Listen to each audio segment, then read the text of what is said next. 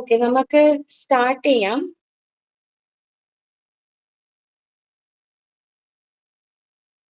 ഇത് 04 DC society in India എന്നുള്ള പേപ്പറാണ്. സോഷ്യോളജി സ്റ്റുഡൻസ് തന്നെയാണല്ലോ എല്ലാവരും ചോദിക്കുന്നത്, കാരണം ക്ലാസ് തെറ്റിയൊന്നും കയറിയിട്ടില്ല എന്ന് ഉറപ്പുവരുത്താൻ വേണ്ടിയാണ്. നിങ്ങൾക്ക് എടുക്കാൻ പോകുന്നത് സൊസൈറ്റി ഇൻ ഇന്ത്യ എന്ന് പറയുന്ന പേപ്പറാണ്. അതിന്റെ ബ്ലോക്ക് 1. ബ്ലോക്ക് 1ൽ നിങ്ങൾക്ക് ഒരു യൂണിറ്റ് മാത്രമേ ഉള്ളൂ. സോ അതാണ് നമ്മൾ ഇന്നിവിടെ നോക്കാൻ പോകുന്നത്. എല്ലാവർക്കും SL ഒക്കെ കിട്ടിയിട്ടുണ്ടോ?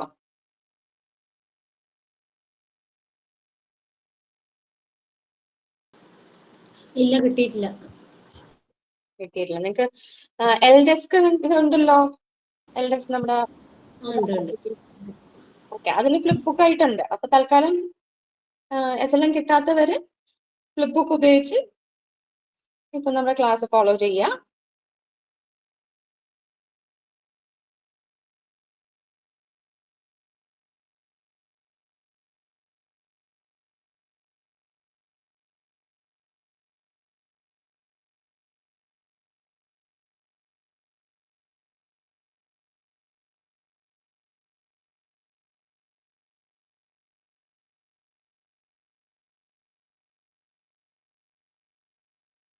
അതിൽ നിന്ന് എങ്ങനെ നാഷണലിസം, ആ ഒരു നാഷണൽ ഐഡന്റിറ്റി എന്നുള്ളൊരു ഐഡിയോളജി നമ്മളിൽ ഉണ്ടാകുകയും ഇന്ത്യൻ നാഷണലിസത്തിലേക്ക് വരികയും post independence colonial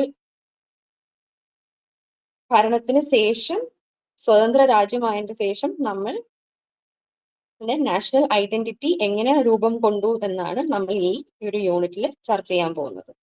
okay, so എന്തെങ്കിലും സംശയം ഉണ്ടെങ്കിൽ ഇടയ്ക്ക് ഞാൻ ചോദിക്കും, അപ്പൊ നിങ്ങൾ പറഞ്ഞില്ല. അല്ലെങ്കിൽ നിങ്ങൾക്ക് ഇന്ററപ്റ്റ് ചെയ്തും പറയാം, പക്ഷെ അത് ക്ലാസ്സിന്റെ ഒരു flow. Hello madam, sociology third sem അല്ലേ മാഡം? അല്ല, ഇത് 4th സെമിസ്റ്റർ ആണ്. Okay madam, thank. ഞാൻ വീണ്ടും റിപ്പീറ്റ് ചെയ്യുന്നു, ഇത് BA സോഷ്യോളജി 4th സെമിസ്റ്റർ ആണ്. സൊസൈറ്റി ഇൻ ഇന്ത്യ ആണ് പേപ്പറിന്റെ പേര്. 3rd സെമിസ്റ്ററിന്റെ ക്ലാസ് നടക്കുന്നുണ്ട്. അത് സിറാജുദ്ദീൻ എന്ന് പറഞ്ഞ സാറാണ് ക്ലാസ് എടുക്കുന്നത്. നിങ്ങൾക്ക് ലഭിച്ചിട്ടുള്ള ടൈം ടേബിളിൽ നോക്കിയാൽ മതി. അതിൽ കോഡും നിങ്ങൾക്ക് പഠിപ്പിക്കുന്ന പോർഷനും കൊടുത്തിട്ടുണ്ട്. അത് നോക്കി ശ്രദ്ധിച്ചു വേണം എല്ലാവരും ക്ലാസ്സുകളിൽ കയറാനായിട്ട്.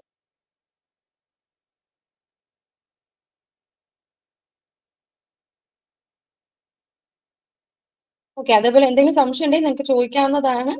അതല്ലെങ്കിൽ ഞാനൊരു ബ്രീഫായിട്ട് ഇടയ്ക്ക് നിർത്തും. അപ്പം നമുക്കൊരു ചർച്ച വേണമെങ്കിൽ ആകാം. അതേപോലെ എന്തെങ്കിലും ഉണ്ടെങ്കിൽ നിങ്ങൾക്ക് മെസ്സേജ് ഇടാവുന്നതാണ് ഗൂഗിൾ മീറ്റിൽ തന്നെ. ഏതെങ്കിലും ഒരു അവസരത്തിൽ എന്നെ കേൾക്കാൻ കഴിയുന്നില്ലെങ്കിൽ അതൊരു മെസ്സേജ് ആയിട്ട് ഇട്ടാൽ മതി. ഓക്കെ,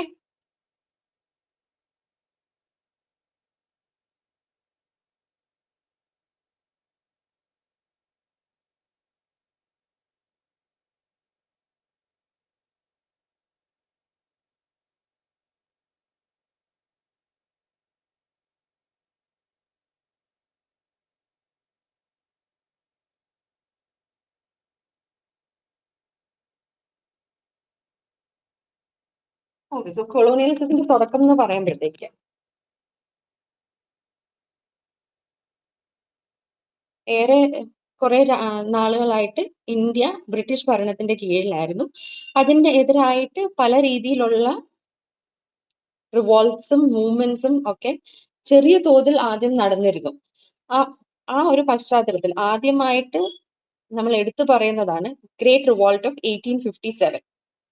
ഗ്രേറ്റ് റിവോൾട്ട് ഓഫ് 1857 ഒരു പ്രത്യേകത എന്ന് പറഞ്ഞു കഴിഞ്ഞാൽ അതിനെ പലപ്പോഴും it is considered as the first war of Indian independence, marking the beginning of A long struggle against British imperialism. കാലങ്ങളായിട്ട് ബ്രിട്ടീഷേഴ്സ് ഇന്ത്യയിലുള്ള ആളുകളെയും ഇന്ത്യയുടെ റിസോഴ്സസിനെയും ചൂഷണം ചെയ്യുന്നതിന് എതിരായിട്ടുള്ള ഒരു ആദ്യത്തെ എടുത്തു പറയാൻ പറ്റുന്ന ഒരു തുടക്കം കണക്ക് കുറിക്കുന്ന ഒരു റിവോൾട്ട് ആണ്, അല്ലെങ്കിൽ മൂവ്മെന്റ് ആണ് the great revolt of 1857. So it occurred due to the widespread unrest due to exploitative policies of the British East India Company. British East India Company നിന്ന് അവരുടെ ഭാഗത്ത് നിന്ന് തുടരെയായിട്ട് ഉണ്ടായിക്കൊണ്ടിരുന്ന എക്സ്പ്ലോയിറ്റേറ്റീവ്, ആളുകളെ ചൂഷണം ചെയ്യുന്ന, തീവ്രമായിട്ട് ചൂഷണം ചെയ്യുന്ന രീതിയിലുള്ള പോളിസീസ് കാരണം ആളുകളുടെ ഇടയിൽ ഉണ്ടായിരുന്ന ആ ഒരു അൺറെസ്റ്റ് ഈ ഒരു റിവോൾട്ട് രൂപത്തിൽ ഉണ്ടായതായിരുന്നു. So the revolt began in Meerut and quickly spread to Delhi, Kanpur, Lucknow, Jhansi and other regions. ഇത് തുടങ്ങിയത് എവിടെയാണ്? മീററ്റിലാണ്. പക്ഷേ ഇത് ഇന്ത്യയുടെ മറ്റു ഭാഗങ്ങളിലേക്കും ചെന്നെത്തി. And although ultimately unsuccessful, it laid the foundation for future nationalist movement. ഇത് ഈ ഒരു ഗ്രേറ്റ് റിവോൾട്ട് ഓഫ് 1857 വഴി എന്താണ്? ഇന്ത്യക്ക് കാര്യമായിട്ടുള്ള നേട്ടമൊന്നും ഉണ്ടായിട്ടില്ല. പക്ഷേ എന്ത് സംഭവിച്ചു? നമ്മളുടെ ഭാവിയിലേക്കുള്ള ആ ഒരു നാഷണലിസ്റ്റ് മൂവ്മെന്റിന് വഴിയൊരുക്കി.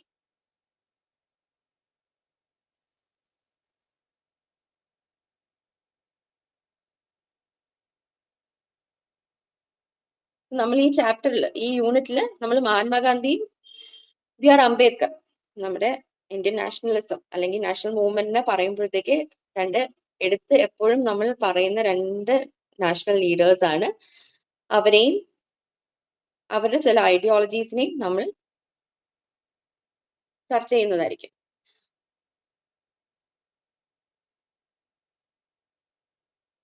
സോ കൊളോണിയലിസത്തിന് എതിരെ ഉള്ള ആദ്യത്തെ ഒരു ഒരു മൂവ്മെന്റ്, സംഘടിതമായിട്ടുള്ള ഒരു റിവോൾട്ട് ആയിട്ടാണ് ഗ്രേറ്റ് റിവോൾട്ട് ഓഫ് 1857 അറിയപ്പെടുന്നത്.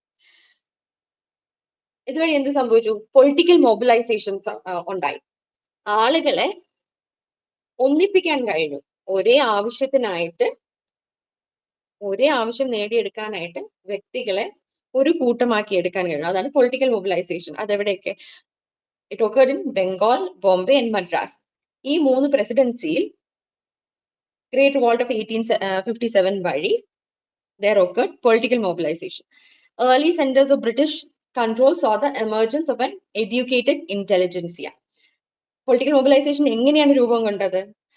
ബ്രിട്ടീഷേഴ്സ് ഇവിടെ കാലങ്ങളായിട്ട് വന്ന് സെറ്റിൽ ചെയ്ത് നമ്മുടെ ഭരണത്തിന് ആബ്സല്യൂട്ട്ലി കീഴടക്കി നടത്തിക്കൊണ്ടിരുന്നപ്പോഴത്തേക്ക് അവരുടേതായ സ്ഥാപനങ്ങൾ, അത് പഠന സ്ഥാപനങ്ങളാകട്ടെ മതപരമായിട്ടുള്ള സ്ഥാപനങ്ങളാകട്ടെ, അങ്ങനെ പല രീതിയിലുള്ള സ്ഥാപനങ്ങൾ ബ്രിട്ടീഷേഴ്സ് ഇന്ത്യയിൽ ഇൻട്രൊഡ്യൂസ് ചെയ്തു.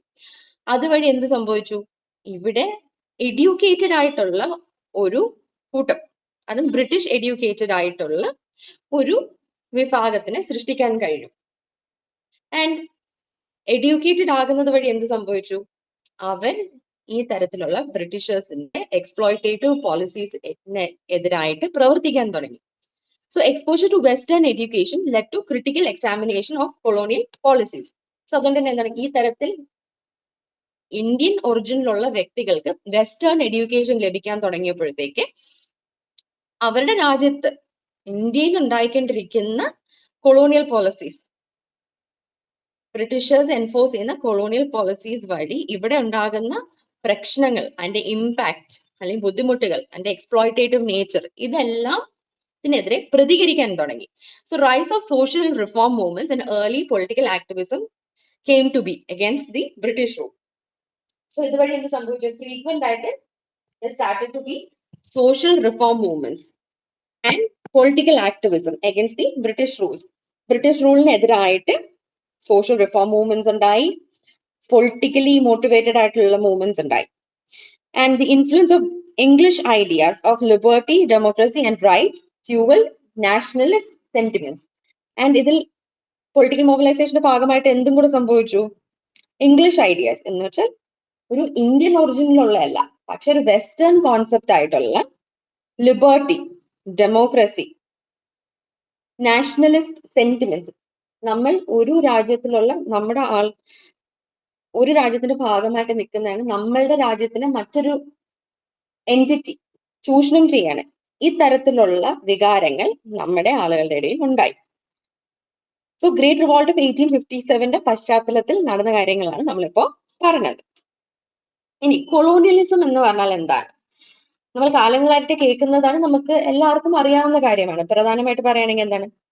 കൊളോണിയലിസത്തിന്റെ ഭാഗമായിട്ട് ഇന്ത്യയിൽ സംഭവിച്ചത് എന്താണ്? ബ്രിട്ടീഷേഴ്സ്, ഈസ്റ്റ് ഇന്ത്യ കമ്പനിയുടെ മറവിൽ ബ്രിട്ടീഷേഴ്സ് അവിടുത്തെ മൊണാർക്കിക്ക് വേണ്ടി ലോകമെമ്പാടും പോയി കോളനൈസ് ചെയ്തു. കോളനൈസ് ചെയ്യുന്നതിന്റെ ഭാഗമായിട്ട് അവർ എന്താണ് ആദ്യം ട്രേഡ് എന്ന് പറഞ്ഞ ഓരോ രാജ്യങ്ങളിലേക്ക് അവർ വന്നു. അതിന്റെ പേരിൽ അവര് അവിടെ അവർക്ക് ലഭിച്ച സ്വാതന്ത്ര്യത്തിന് ചൂഷണം ചെയ്തുകൊണ്ടും മറികടന്നുകൊണ്ടും അവർ അവിടെ എന്ത് ചെയ്തു, അവരുടെ വ്യക്തി താല്പര്യങ്ങൾ നടപ്പാക്കാനും അവിടുത്തെ വ്യക്തികളെയും അവിടുത്തെ റിസോഴ്സസിനെ എല്ലാം ചൂഷണം ചെയ്യാൻ വേണ്ടിയിട്ടായിട്ട് അവിടെ കോളനൈസ് ചെയ്തു. പല രാജ്യങ്ങളെ കൊളോണിയൽ ഭരണം അല്ലെങ്കിൽ ബ്രിട്ടീഷ് മൊണാർക്കിയുടെ കീഴിലാക്കി സ്ഥാപിച്ചു. അതാണ് കൊളോണിയലിസത്തിൽ നടന്നത്. So it is the establishment and expansion of foreign rule over indigenous territories. ഇപ്പൊ ഇന്ത്യ എന്ന് പറയുമ്പോഴത്തേക്ക് അതൊരു ഇൻഡിജിനിയസ് ആയിട്ടുള്ള ഒരു സ്ഥലമായിരുന്നു. അവിടെ എന്ത് സംഭവിച്ചു, ഫോറിൻ റൂൾ സ്ഥാപിക്കപ്പെട്ടു കൊളോണിയലിസത്തിന്റെ ഭാഗമായിട്ട്. ആൻഡ് അതിന്റെ ഭാഗമായിട്ട് എന്ത് സംഭവിച്ചു, reshaping of social, economic and political structures in favour of the colonisers. കോളനൈസേഴ്സിന്റെ ആശയങ്ങൾക്ക് യോജിക്കുന്ന അല്ലെങ്കിൽ അവരുടെ താല്പര്യങ്ങൾ മുൻനിർത്താൻ കഴിയുന്ന രീതിയിലുള്ള സോഷ്യൽ ആകട്ടെ, എക്കണോമിക് ആകട്ടെ, പൊളിറ്റിക്കൽ സ്ട്രക്ചേഴ്സ് ഇതെല്ലാം നമ്മുടെ സ്വന്തം രാജ്യത്ത് എസ്റ്റാബ്ലിഷ് ചെയ്യാൻ തുടങ്ങി.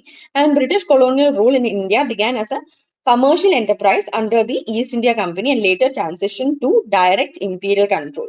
So ഞാൻ ആദ്യം പറഞ്ഞ പോലെ ബ്രിട്ടീഷേഴ്സ് എപ്പോഴും ഓരോ രാജ്യങ്ങളിൽ വന്നു ചേരുന്ന എങ്ങനെയാണ്, ട്രേഡിന്റെ മറവിൽ അവര് ഓരോ രാജ്യങ്ങളിലേക്ക് വരികയും ഒരു ബന്ധം സ്ഥാപിക്കുകയും അതിൽ നിന്ന് ആ ട്രേഡ് ഇന്ററാക്ഷനിൽ നിന്നുണ്ടാകുന്ന ഫ്രീഡത്തിനെ അവർ ചൂഷണം ചെയ്തുകൊണ്ട് ഒരു ഇമ്പീരിയൽ കൺട്രോളിലേക്ക് മാറ്റിയെടുക്കാറാണ് അത്.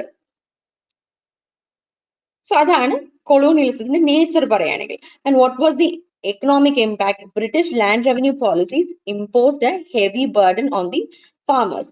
ബ്രിട്ടീഷേഴ്സ് കോളനൈസ് ചെയ്യാൻ തുടങ്ങിയപ്പോഴത്തേക്ക് എന്ത് ചെയ്തു, അവർ ഹെവി ടാക്സേഷൻസ് കൊണ്ടുവന്നു നമ്മളുടെ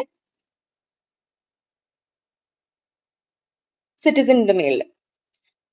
ആദ്യമായിട്ട് പ്രധാനമായിട്ട് പറയുകയാണെങ്കിൽ എന്തായിരുന്നു, റവന്യൂ പോളിസീസ് അവരുടെ. അതും ഏറ്റവും കൂടുതൽ അതിന്റെ ഭാരം അനുഭവിച്ചിരുന്ന ആരാണ്, നമ്മുടെ ഫാമേഴ്സ് ആയിരുന്നു. And commercialisation of agriculture led to the growth of cash crops over subsistence farming. ബ്രിട്ടീഷേഴ്സിന്റെ താല്പര്യത്തിനായിട്ട് കമേഴ്ഷ്യലൈസ് ചെയ്യപ്പെട്ടു നമ്മുടെ അഗ്രികൾച്ചറൽ പ്രോഡക്ട്സിനെല്ലാം. എന്ത് ചെയ്തു, നമ്മളുടെ ദൈനംദിന ആവശ്യത്തിനായിട്ടുള്ള സാധനങ്ങൾ സൃഷ്ടിക്കുക അല്ലെങ്കിൽ ഫാം ചെയ്യുക, അത് പ്രൊഡ്യൂസ് ചെയ്യുന്നതിന് പകരം ക്യാഷ് ക്രോപ്സ് ആയിട്ടുള്ള കോട്ടൺ, ഇൻഡിഗോ ഇങ്ങനത്തെ സാധനങ്ങളെല്ലാം കയറ്റുമതി ചെയ്യാൻ വേണ്ടിയിട്ട് ആ ഒരു കമേഴ്ഷ്യലൈസേഷൻ സംഭവിച്ചു. And Indian handicrafts and textile industries suffer due to the unfair trade practice.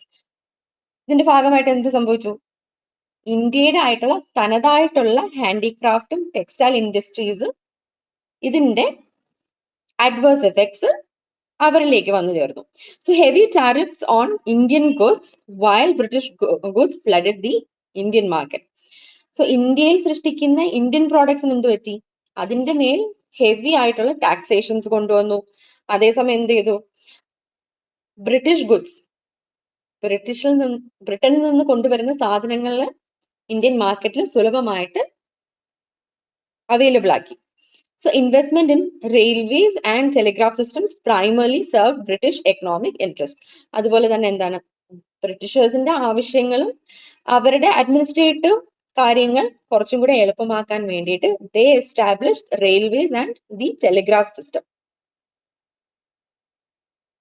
So these can be consider the economic impact. എന്തൊക്കെയാണ്, ആദ്യം തന്നെ നമ്മുടെ ഫാമേഴ്സിന്റെ മേൽ ഹെവി ടാക്സേഷൻസ് കൊണ്ടുവന്നു, റവന്യൂ പോളിസീസ്, വെരി എക്സ്പ്ലോയിറ്റേറ്റീവ് ആയിട്ടുള്ള revenue policies were imposed on the farmers. Second of all, what happened? Commercialization of agriculture. അഗ്രികൾച്ചറിനെ commercialise ചെയ്തു. അപ്പൊ എന്ത് സംഭവിച്ചു, നമ്മുടെ ഡേ ടു ഡേ ആവശ്യങ്ങൾക്ക്, നമ്മുടെ നിലനിൽപ്പിനായിട്ട് ആവശ്യം വരുന്ന പ്രോഡക്ട്സ് കൃഷി ചെയ്യുന്നതിന് പകരം commercial products, cash crops cultivate ചെയ്യാൻ തുടങ്ങി. മൂന്നാമതായിട്ടോ ഇന്ത്യൻ ഹാൻഡിക്രാഫ്റ്റ്സ് അല്ലെങ്കിൽ ടെക്സ്റ്റൈൽ ഇൻഡസ്ട്രീസ് ബ്രിട്ടീഷ് പോളിസീസ് കാരണം സഫർ ചെയ്തു. നാലാമതായിട്ടോ heavy tariffs on Indian goods while the British goods flooded the Indian market.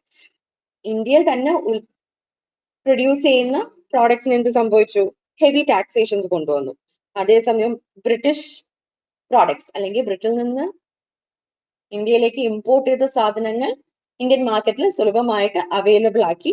അതിൽ ടാക്സേഷൻസ് കുറവായിരുന്നു. So comparatively Indian goods suffered. And ബ്രിട്ടീഷേഴ്സിന്റെ അഡ്മിനിസ്ട്രേറ്റീവ് ആക്ടിവിറ്റീസ് എളുപ്പമാക്കാനും ബുദ്ധിമുട്ടില്ലാതെ നടക്കാൻ വേണ്ടിയിട്ട് എന്ത് ചെയ്തു? They brought in the telegraph system and they established the railway infrastructure. So these are the highlights of the economic impact.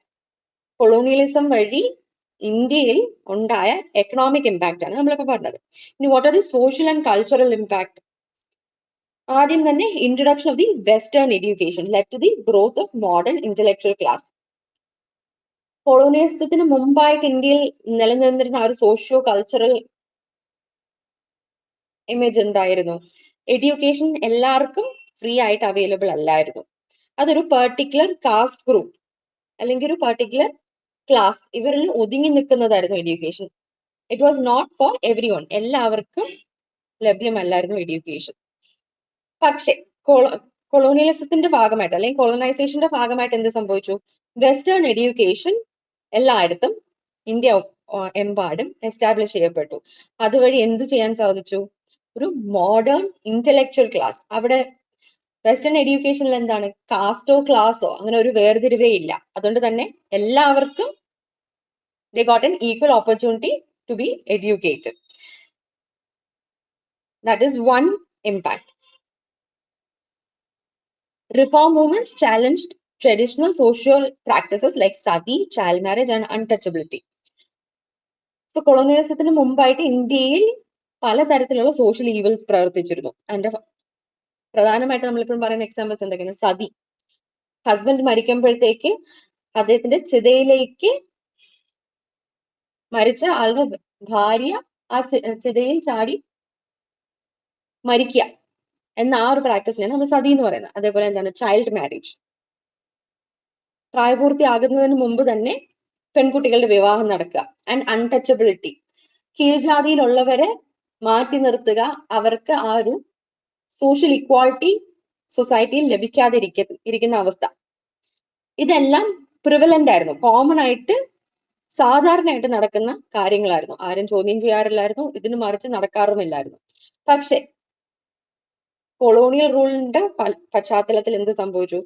ഈ സോഷ്യൽ പ്രാക്ടീസുകളിൽ മാറ്റം ഉണ്ടായി.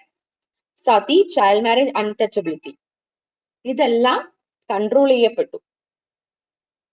ചെയ്ത് മാറ്റപ്പെട്ടു. സോഷ്യോളജിക്കൽ തിങ്കിങ്സിൽ എത്രാമത്തെ ബ്ലോക്കാ?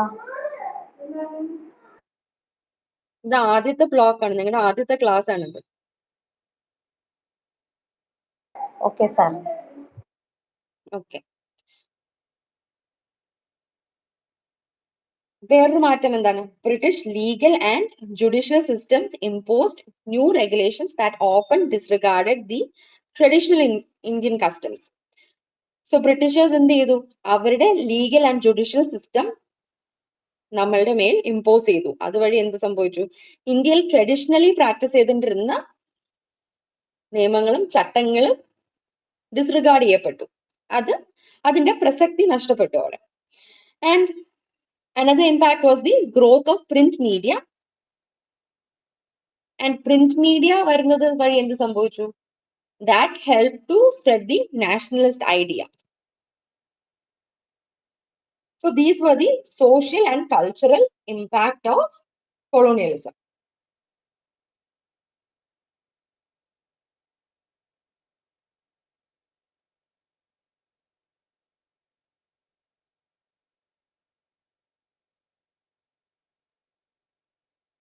ഒന്നും കൂടെ പറയാം.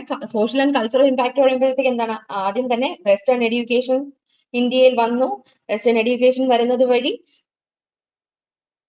ഒരു മോഡേൺ ഇന്റലക്ച്വൽ ക്ലാസിനെ സൃഷ്ടിക്കാൻ കഴിഞ്ഞു. ആൻഡ് ഇന്ത്യയിൽ നിലനിന്നിരുന്ന പല സോഷ്യൽ ഈവൽസ് ആയിട്ടുള്ള സതി, ചൈൽഡ് മാരേജ്, അൺടച്ചബിലിറ്റി ഇതെല്ലാം എന്ത് ചെയ്തു? റിഫോം ചെയ്യപ്പെട്ടു. ആൻഡ് ബ്രിട്ടീഷേഴ്സ് എന്ത് ചെയ്തു? They impose their legal and judicial system over the traditional Indian customs. Indian കസ്റ്റംസിനെ ഡിസ്റിഗാർഡ് ചെയ്തുകൊണ്ട് അല്ലെങ്കിൽ അതിനെ മാറ്റി വെച്ചുകൊണ്ട് ഒരു ഹോളിസ്റ്റിക് ആയിട്ട് British legal and judicial system കൊണ്ടുവന്നു. ആൻഡ് പ്രിന്റ് മീഡിയ ഇന്ത്യയിൽ ഇൻട്രൊഡ്യൂസ് ചെയ്യപ്പെട്ടു. പ്രിന്റ് മീഡിയ വരുന്നത് വഴി എന്ത് സംഭവിച്ചു? നാഷണലിസ്റ്റ് ഐഡിയാസ് സ്പ്രെഡ് ചെയ്യാൻ സഹായിച്ചു. ഇനി നാഷണലിസം ഇൻ ഇന്ത്യ എങ്ങനെയാണ് രൂപം കൊണ്ടത്? Indian nationalism rose in response to colonial exploitation. നമ്മൾ ബ്രിട്ടീഷേഴ്സിന്റെ ഒരു കോളനി ആയിട്ട് മാറുകയും അവരുടെ ചട്ടങ്ങളും അല്ലെങ്കിൽ അവരുടെ എക്സ്പ്ലോയിറ്റേറ്റീവ് പോളിസീസിന്റെ കീഴിൽ നമ്മുടെ രാജ്യവും നമ്മുടെ സിറ്റിസൺസും ബുദ്ധിമുട്ടും പ്രശ്നങ്ങളും അനുഭവിക്കുന്ന ആ ഒരു സന്ദർഭത്തിലാണ് നമ്മൾ ഇതിനെതിരെ പ്രതികരിക്കണം. നമ്മളുടെ രാജ്യം നമ്മൾക്കുള്ളതാണ്. പുറത്തുനിന്ന് ഒരാൾ വന്ന് നമ്മൾ എക്സ്പ്ലോയിറ്റേറ്റ് ചെയ്യേണ്ടതല്ല എന്നുള്ള ആ ഒരു ബോധ്യത്തിൽ നിന്നാണ് ഈ ഇന്ത്യൻ നാഷണലിസം ഉണ്ടാകുന്നത്. ആൻഡ് ദാറ്റ് ആ ഒരു ചിന്ത ഉണ്ടായത് എന്തുകൊണ്ടാണ്? Because we were being exploited by the colonial power. So it was inspired by political ideologies from the west but rooted in India's historical traditions. So ഈ ഒരു നാഷണലിസം എന്ന് പറയുന്ന ഐഡിയോളജി എന്താണ്? അതിന് ഒരു വെസ്റ്റേൺ പശ്ചാത്തലമാണ് ഉള്ളത്. പക്ഷേ എന്നാലും ഇന്ത്യയിൽ അത് പ്രവർത്തിക്കുന്ന ഏത് രൂപത്തിലാണ്? ഇന്ത്യയുടെ പ്രത്യേക ഫീച്ചേഴ്സിന് ഉൾക്കൊണ്ട് കണ്ടാണ്.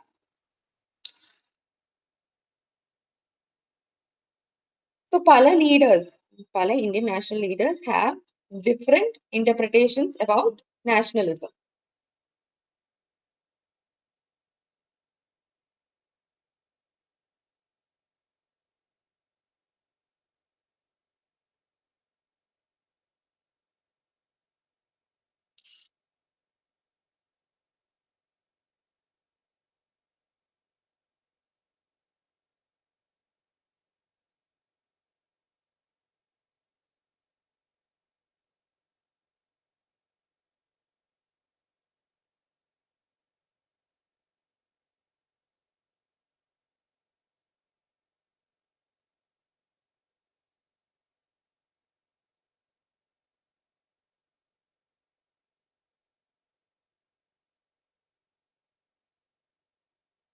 So basically nationalism എന്ന് പറയുന്നത് ആണ് ഇപ്പൊ ഞാൻ ഇവിടെ പറഞ്ഞത്. So എടുത്തു പറയേണ്ട striking feature of Indian nationalism is that it arose in the context of India's political subjugation by the British. So നമ്മൾ എപ്പോഴും ഓർക്കേണ്ടത് ഇന്ത്യൻ നാഷണലിസം അല്ലെങ്കിൽ നമ്മുടെ നേഷൻഹുഡ് ഈ ഒരു ഐഡന്റിറ്റി രൂപം കൊണ്ടത് തന്നെ is all because of the British colonial rule. അവരുടെ ആ ഒരു കണ്ടിന്യൂസ് ചൂഷണം, ആ ഒരു കോളനൈസേഷൻ വഴിയാണ് നമ്മൾക്ക് ഈ ഒരു രാജ്യമാണ് നമ്മളൊരു രാജ്യമാണെന്നും നമ്മളൊരു രാജ്യത്തിൽ ഉൾപ്പെടുന്നവരാണെന്നുള്ള ആ ഒരു ബോധ്യം ഉണ്ടായത്.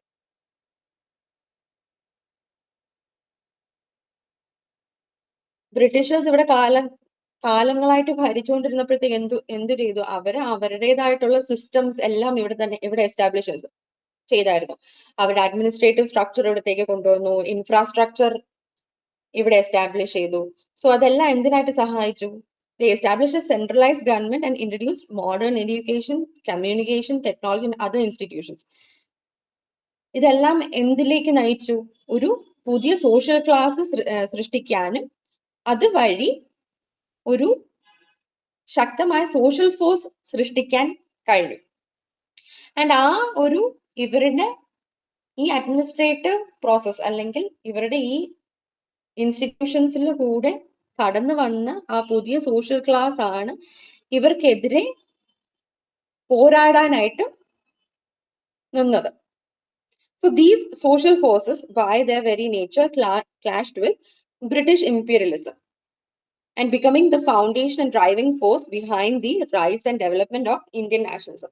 So British infrastructure ഉപയോഗിച്ചുകൊണ്ട് അവരുടെ വെസ്റ്റേൺ എഡ്യൂക്കേറ്റഡ് ആയിട്ടുള്ള നമ്മുടെ ആ ഒരു എഡ്യൂക്കേറ്റഡ് സോഷ്യൽ ക്ലാസ്, ആ സോഷ്യൽ ക്ലാസ് ആണ് ഈ പറഞ്ഞതുപോലെ നാഷണലിസത്തിന് വേണ്ടി പ്രവർത്തിക്കുകയും ബ്രിട്ടീഷ് റൂൾ അവസാനിപ്പിക്കാൻ വേണ്ടി പ്രവർത്തിച്ചിരുന്നത്. So colonial perspective of Indian nationalism, കോളനൈസേഴ്സിന്റെ പെർസ്പെക്റ്റീവ് എന്താണ് ഇന്ത്യൻ നാഷണലിസത്തിനെ കുറിച്ച്? British historians and officials often dismiss Indian nationalism as a fragmented movement. So British historians എപ്പോഴും ഇന്ത്യൻ നാഷണലിസം ഈ ഒരു മൂവ്മെന്റിനെ കുറിച്ച് പറയുമ്പോഴത്തേക്ക്, ഇന്ത്യയുടെ നേഷൻഹുഡ് അല്ലെങ്കിൽ നാഷണലിസം ആ ഒരു ഐഡന്റിറ്റിനെ കുറിച്ച് പറയുമ്പോഴത്തേക്ക് എപ്പോഴും പറയുന്നത് എന്താണ്? That it was A fragmented movement, അതൊരു ചെറിയ മൂവ്മെന്റ് ആയിരുന്നു. They argue that India was never a unified entity and required British rule for stability. അവർ പറയുന്ന വേറെ ക്രിറ്റിസിസം എന്താണ്? ഇന്ത്യ എന്ന് പറയുന്നത് ഒരു യൂണിഫൈഡ്, ഒരു ഒറ്റക്കെട്ടായിട്ട് നിൽക്കുന്ന ഒരു രാജ്യമല്ലായിരുന്നു. ബ്രിട്ടീഷ് റൂൾ ഉള്ളത് കൊണ്ടാണ് സ്റ്റേബിൾ ആയിട്ട് നമ്മൾ ഇന്ന് കാണുന്ന രൂപത്തിൽ നിലനിൽക്കുന്നതെന്നാണ് അവർ പറയുന്നത്.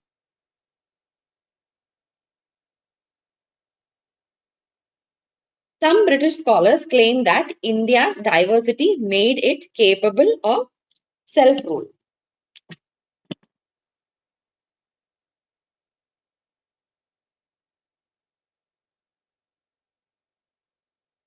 മറ്റ് ബ്രിട്ടീഷ് സ്കോളേഴ്സ് പറയുന്നത് എന്താണ്? ഇന്ത്യയുടെ ഡൈവേഴ്സ് ആയിട്ടുള്ള ഐഡന്റിറ്റി, നമുക്കറിയാം ഇപ്പൊ നമ്മൾ കാണുന്ന ഇന്ത്യ എന്ന് പറയുന്നത് എന്താണ്? 29 സ്റ്റേറ്റ്സ് ഉള്ള, പല ഭാഷ സംസാരിക്കുന്ന, പല റേഷ്യൽ വിഭാഗത്തിൽപ്പെട്ടിട്ടുള്ള, പല മതങ്ങളിൽ വിശ്വസിക്കുന്ന പലതരത്തിലുള്ള വ്യക്തികളാണ് ഇന്ത്യ എന്ന് പറയുന്ന ആ ഒരു രാജ്യത്തിൽ ഉൾപ്പെടുന്നത്. സോ ആ ഒരു ഡൈവേഴ്സ് നേച്ചർ ആയതുകൊണ്ട് തന്നെ ഇന്ത്യക്ക് മറ്റ് രാജ്യങ്ങളിലുള്ള കണക്ക്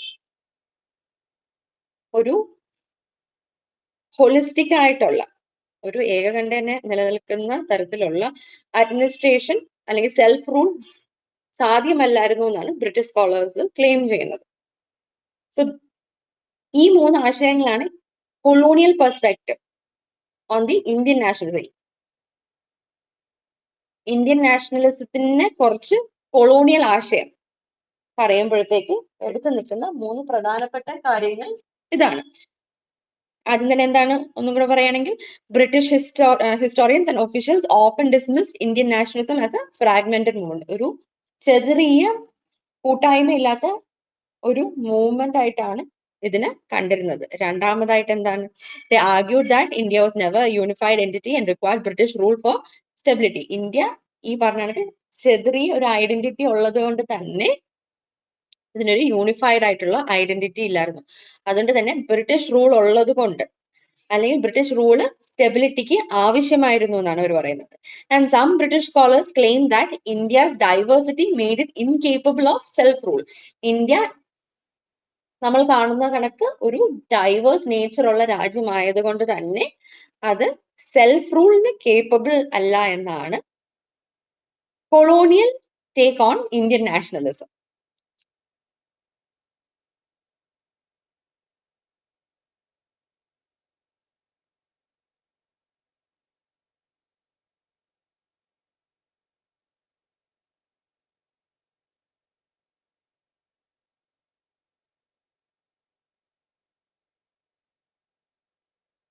ഇനി നമ്മളിപ്പോ പറഞ്ഞ എന്താണ്? ബ്രിട്ടീഷേഴ്സിന്റെ ആശയം എന്തായിരുന്നു ഇന്ത്യൻ നാഷണലിസം പറയുമ്പോഴത്തേക്ക്? ഇനി what is the Indian perspective?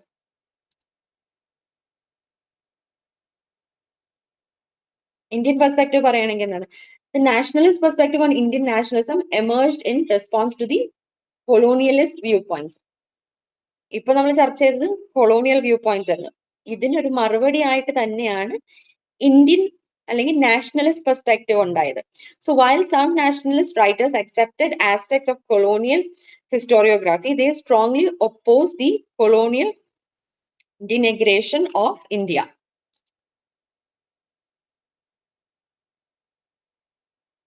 So ചില ഇന്ത്യൻ നാഷണലിസ്റ്റുകൾ കൊളോണിയൽ ഐഡിയോളജി അല്ലെങ്കിൽ കൊളോണിയൽ ഹിസ്റ്റോറിയൻസ് പറയുന്ന കാര്യങ്ങളോട് യോജിക്കുന്നുണ്ടെങ്കിലും പലരും എന്ത് ചെയ്തിരുന്നു?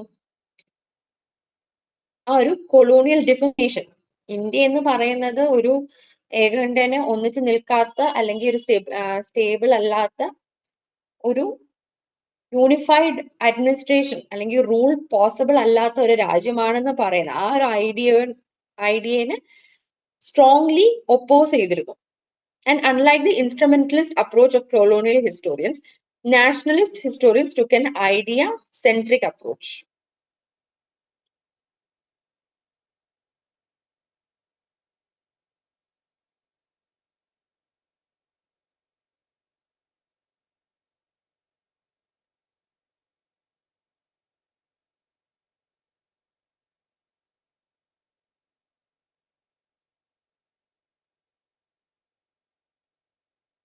സോ നമ്മുടെ key nationalist leaders and their approaches പറയുകയാണെങ്കിൽ മഹാത്മാഗാന്ധി, അദ്ദേഹമായിരുന്നു ഇന്ത്യയുടെ ഫ്രീഡം മൂവ്മെന്റിനെ യൂണിഫൈ ചെയ്തുകൊണ്ട് എല്ലാവരെയും ഒന്നിപ്പിച്ച് അദ്ദേഹത്തിന്റെ ലീഡർഷിപ്പിലാണ് നമുക്ക് മുന്നോട്ട് ഫ്രീഡത്തിന് വേണ്ടി പോരാടാൻ കഴിഞ്ഞത്. And he advocated for non violent resistance and civil disobedience. അദ്ദേഹം എപ്പോഴും മുന്നോട്ട് വെച്ചിരുന്ന ആശയം എന്താണ്?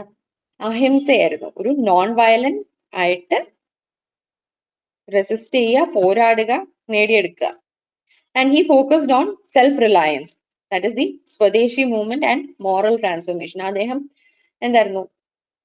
നമ്മൾ പുറത്തുനിന്ന് സാധനങ്ങൾ വരുത്തി ഉപയോഗിക്കുന്നതിന് പകരം നമ്മുടെ ഇടയിൽ നിന്ന് സൃഷ്ടിക്കുന്ന സാധനങ്ങൾ അല്ലെങ്കിൽ ഉൽപ്പന്നങ്ങൾക്ക് പ്രാധാന്യം നൽകുക. ആ ഒരു ആശയത്തിനോട് ബന്ധപ്പെട്ടുകൊണ്ട് he focused on the Swadeshi movement and which relied on self-reliance. And then there is B.R. Ambedkar. B.R. Ambedkar എന്ത് ചെയ്തു? He always advocated for the lower caste. That is, he criticized the caste system and worked towards social justice and Dalit empowerment. ഇന്ത്യയിൽ കാലങ്ങളായിട്ട് നിലനിന്നിരുന്ന കാസ്റ്റിനെ അടിസ്ഥാനമാക്കിയിട്ടുള്ള എക്സ്പ്ലോയിറ്റേഷനും വിവേചനത്തിനെതിരെ പോരാടിയിരുന്ന ഒരു ലീഡറാണ് B.R. Ambedkar. അതുകൊണ്ട് തന്നെ എന്താണ്? He always criticise the caste system. Caste സിസ്റ്റത്തിനെ എപ്പോഴും ക്രിട്ടിക്കലി വിമർശിച്ചിരുന്ന ഒരു വ്യക്തിയാണ്. ആൻഡ് അതുവഴി എന്താണ് അദ്ദേഹം ചെയ്തിരുന്നത്? He advocated for social justice and the empowerment of Dalit. And he advocated constitutional and institutional reforms for a more egalitarian society. And അദ്ദേഹം ഈ തരത്തിൽ ഒരു കാസ്റ്റിന്റെ പേരിൽ ഉണ്ടായിക്കൊണ്ടിരിക്കുന്ന വിവേചനത്തിനെതിരെ അദ്ദേഹം എങ്ങനെയാണ് പോരാടണമെന്ന് പറഞ്ഞിരുന്നത്? Through constitution and institutional reforms. നമ്മളുടെ സൊസൈറ്റിയിൽ, നമ്മുടെ ഇന്ത്യയിൽ ഉള്ള സൊസൈറ്റിയിൽ നിലനിൽക്കുന്ന എല്ലാ സോഷ്യൽ ഇൻസ്റ്റിറ്റ്യൂഷൻസിലും ഒരു കോൺസ്റ്റിറ്റ്യൂഷണൽ ആയിട്ടുള്ള അടിസ്ഥാനമാക്കിയിട്ടുള്ള ഇൻസ്റ്റിറ്റ്യൂഷണൽ റിഫോം വഴി മാത്രമേ നമുക്കൊരു ഇഗാലിറ്റേറിയൻ സൊസൈറ്റിയിലേക്ക് വന്നു ചേരാൻ കഴിയൂ എന്നാണ് അംബേദ്കർ പറഞ്ഞിരുന്നത്.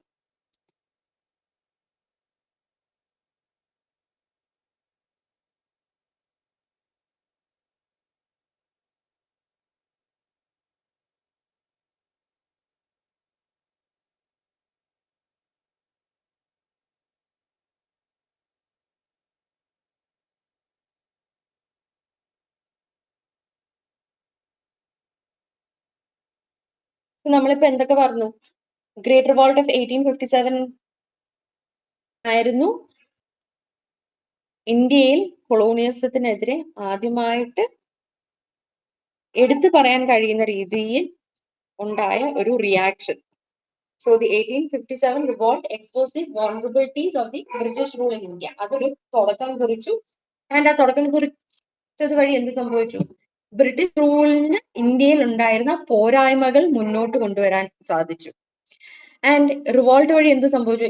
It sow the seeds for organised nationalist movement. പല ആശയങ്ങൾ ഫോളോ ചെയ്യുന്ന ഒരു യൂണിഫൈഡ് ആയിട്ട് ഐഡന്റിറ്റി ഇല്ലായിരുന്ന സമയത്ത് എന്ത് സംഭവിച്ചു? ഈ ഒരു റിവോൾട്ട് വഴി ഒരു ഓർഗനൈസ്ഡ് നാഷണൽ മൂവ്മെന്റിന്റെ ആവശ്യകതയെ കുറിച്ച് ആളുകൾക്ക് ഒരു ബോധ്യമുണ്ടായി. And colonial rule despite its exploitation indirectly contributed to Indian unity by creating a common struggle. Colonial rule ഈ പറയുന്ന കണക്ക് എക്സ്പ്ലോയിറ്റേറ്റീവ് ആയിരുന്നു. ഇന്ത്യനെ ഡിവൈഡ് ആൻഡ് റൂൾ പോളിസിയിലൂടെയാണ് ബ്രിട്ടീഷേഴ്സ് കീഴടക്കി വെച്ചിരുന്നത്. പക്ഷെ എന്നിട്ടും എന്തിനു സാധിച്ചു? ഒരു ഇന്ത്യൻ യൂണിറ്റി, ഒരേ സ്ട്രഗിളിൽ കൂടെ കടന്നു പോകുന്നത് വഴി ഒരു ഇന്ത്യൻ യൂണിറ്റിയിലേക്ക് ഇന്ത്യൻ ആളുകളെ കൊണ്ട് എത്തിക്കാൻ സാധിച്ചു. And the nationalist movement eventually led to India's independence in 1947, marking the culmination of decades of resistance and mobilisation. So ഈ നാഷണലിസ്റ്റ് മൂവ്മെന്റ് വഴി എന്ത് സംഭവിച്ചു? പല ഘട്ടങ്ങളിലായിട്ട് പലയിടങ്ങളിലായിട്ട് പല നേതാക്കൾ നയിച്ചിട്ടുള്ള നാഷണൽ മൂവ്മെന്റ് ഇവൻച്വലി എന്ത് സാധ്യമാക്കി? ഇന്ത്യയുടെ ഇൻഡിപെൻഡൻസ്, അതും 1947 ഇന്ത്യക്ക് പൂർണ്ണമായിട്ട് ഇൻഡിപെൻഡൻസ് ലഭിക്കുവാൻ വഴിയൊരുക്കി. And that marked as the culmination of decades of resistance and mobilisation. ആ ഒരു 1947 ഇന്ത്യക്ക് ഇൻഡിപെൻഡൻസ് ലഭിക്കുന്ന ആ ഒരു നിമിഷം എന്തിനടയാളമായി മാറി? കാലങ്ങളായിട്ട് ഇന്ത്യക്കാര് അനുഭവിച്ചുകൊണ്ടിരുന്ന, അല്ലെങ്കിൽ അവർ പോരാടി നേടാൻ ശ്രമിച്ചുകൊണ്ടിരുന്ന ആ ഒരു ഐഡിയ അവിടെ റിയാലിറ്റിയായി മാറ്റുവാൻ സാധിച്ചു.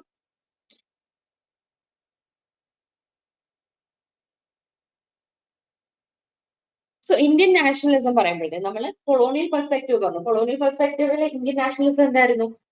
ഒരു ഫ്രാഗ്മെന്റഡ് മൂവ്മെന്റ് ആയിട്ടാണ് ബ്രിട്ടീഷേഴ്സ് കണ്ടിരുന്നത്. ബ്രിട്ടീഷ് റൂള് അവിടെ ഇന്ത്യനെ യൂണിഫൈഡ് ആയിട്ട് നിർത്താൻ ആവശ്യമുള്ള ഒരു കാര്യമായിട്ടാണ് അവര് പ്രസന്റ് ചെയ്യുന്നത്. ഇതിന് മറുപടിയായിട്ട് that's the Indian perspective. And Indian perspective പറയുമ്പോഴത്തേക്ക് രണ്ട് വ്യൂ പോയിന്റ് ആണ് അതിനുള്ളത്. That is the Western influence on nationalism and India as a ancient notion. So Western influence on nationalism പറയുകയാണെങ്കിൽ moderate nationalists argue that nationalist ideas in India were largely shaped by Western influences. So ഈ western ആശയത്തിൽ നിന്നുകൊണ്ട് നാഷണലിസത്തിനെ വ്യാഖ്യാനിക്കുന്നവർ എന്താണ് ആദ്യം തന്നെ പറയുന്നത്? ഈ nationalist idea എന്നുള്ളത്, ഇന്ത്യയിൽ നമ്മൾ കാണുന്ന നാഷണലിസ്റ്റ് ഐഡിയ എന്നുള്ളത് വെസ്റ്റേൺ ഇൻഫ്ലുവൻസ് വഴി സൃഷ്ടിക്കപ്പെട്ടതാണ്. And the spread of western education played a crucial role in developing national consciousness. അതുപോലെ എന്താണ്, കൊളോണിയലിസത്തിന്റെ ഭാഗമായിട്ട് ഇന്ത്യയിൽ വന്ന വെസ്റ്റേൺ എഡ്യൂക്കേഷൻ തന്നെയാണ് ഈ ഒരു നാഷണൽ കോൺഷ്യസ്നെസ്. നമ്മൾ ഒരു രാജ്യമാണ്, ഒരു രാജ്യത്തിന്റെ ഉള്ളിൽ ഉള്ള വ്യക്തികളാണെന്നുള്ള ആ ഒരു നാഷണൽ കോൺഷ്യസ്നസ്, ആ ഒരു ബോധ്യം ഈ ഒരു വെസ്റ്റേൺ എഡ്യൂക്കേഷനിൽ നിന്നാണ് സൃഷ്ടിക്കാൻ കഴിഞ്ഞതെന്നാണ് വെസ്റ്റേൺ നാഷണലിസം പറയുന്നത്. And the English educated middle classes develop patriotism and a desire for freedom, leading to the formation of the Indian National Congress. And ഈ ഒരു വെസ്റ്റേൺ എഡ്യൂക്കേഷൻ വഴി എന്ത് സംഭവിച്ചു എന്നാണ് നമ്മൾ പറഞ്ഞത്? ഒരു ഇംഗ്ലീഷ് എഡ്യൂക്കേറ്റഡ് ആയിട്ടുള്ള മിഡിൽ ക്ലാസ് ഇന്ത്യയിൽ രൂപം കൊണ്ടു. ആൻഡ് ഇവരുടെ ഇടയിൽ എന്തായിരുന്നു? They had an idea about patriotism. ആ ഒരു രാജ്യസ്നേഹം, ആ ഒരു ബോധ്യം, ആ ഒരു കോൺഷ്യസ്നെസ് ഇവരിൽ ഉണ്ടായി. ആൻഡ് ആ ഒരു കോൺഷ്യസ്നെസ്സിൽ നിന്ന് എന്തിലേക്ക് നമ്മൾ ചെന്നെത്താൻ കഴിയും? ഫ്രീഡം. നമ്മൾ ഇങ്ങനെ ഒരു പുറത്തുനിന്നുള്ള ഒരു ഏലിയൻ പവർ അല്ലെങ്കിൽ ഒരു എൻറ്റിറ്റി നമ്മളെ ഭരിക്കേണ്ടതല്ല, നമ്മൾ നമ്മളുടെ തന്നെ ഭരണം ഏറ്റെടുക്കണം എന്നുള്ള ആ ഒരു ഐഡിയ, ആ ഒരു ഫ്രീഡത്തിന് വേണ്ടിയുള്ള ഒരു ആവശ്യകത അവിടെ ഉണ്ടാകുകയും അതിന്റെ ഭാഗമായിട്ട് ഇന്ത്യൻ നാഷണൽ കോൺഗ്രസ് ഫോം ചെയ്തു.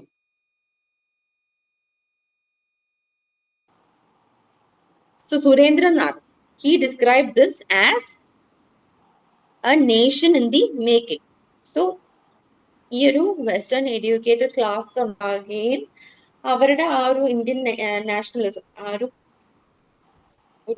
ഒരു പേട്രിയോട്ടിസം ഉണ്ടാകുകയും അതിൽ നിന്ന് ഫ്രീഡം നമുക്ക് ലഭിക്കേണ്ടതാണെന്നുള്ള ഈ ഒരു ട്രാൻസിഷന് സുരേന്ദ്രനാഥ് ബാനർജി അദ്ദേഹം എന്തായിട്ടാണ് പറഞ്ഞത്? That as A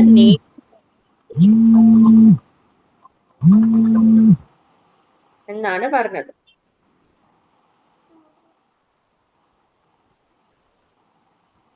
And R.C. Majumdar, he believed that at the turn of 19th century, India was composed of various regional identities rather than a single national identity. And R.C. Majumdar, mute here, please.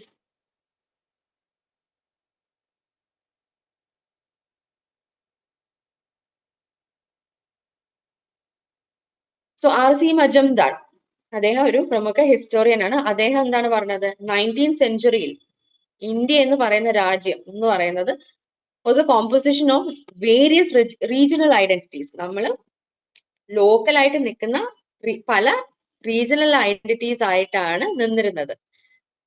സൗത്തും നോർത്തും എല്ലായിടത്തും ഉള്ള രാജ്യങ്ങൾ അല്ലെങ്കിൽ States അതാത് സ്റ്റേറ്റിനുള്ളിൽ അല്ലെങ്കിൽ അവരുടെ താല്പര്യങ്ങൾക്ക് മാത്രമായിട്ട് നിലകൊണ്ടിരുന്നതാണ്. അതല്ലാതെ ഒരു ലാർജർ നാഷണൽ ഐഡന്റിറ്റി എന്നുള്ള ഒരു ഐഡിയോളജി അവിടെ ഇല്ലായിരുന്നു. And Tara Chand argue that nationalism resulted from economic and political changes under colonial rule. And Tara Chand എന്ന് പറയുന്ന സ്കോളർ എന്താണ് പറഞ്ഞത്, they argue that nationalism എന്ന് പറയുന്നത്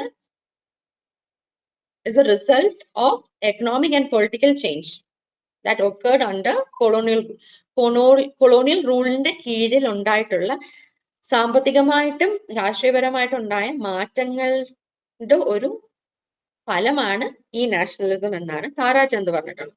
so that is the western influence on nationalism. ഈ പറയുന്ന India as a ancient nation, ആ ഒരു വ്യൂ പോയിന്റിൽ എന്താണ് പറയുന്നത്, some historians and leaders believed India had been a unified nation since ancient time. So ചില ഹിസ്റ്റോറിയൻസ് അവകാശപ്പെട്ട എന്താണ്, ഇന്ത്യ എന്ന് പറയുന്ന ബ്രിട്ടീഷേഴ്സ് പറയുന്ന കണക്ക് ഫ്രാഗ്മെന്റഡ് ആയിട്ട് ചെതറിക്കിടക്കുന്ന ഒരു ജോഗ്രഫിക്കൽ ഫീച്ചർ അല്ല. അതിന് പകരം എന്താണ്, ഏൻഷ്യൻ കാലഘട്ടം തൊട്ടേ പണ്ട് കാലങ്ങൾ തൊട്ടേ ഇന്ത്യ എന്ന് പറയുന്നത് ഒരു യൂണിഫൈഡ് ആയിട്ടുള്ള ഒരു രാജ്യമായിട്ട് നിലകൊണ്ടിരുന്നതാണ്. ആൻഡ്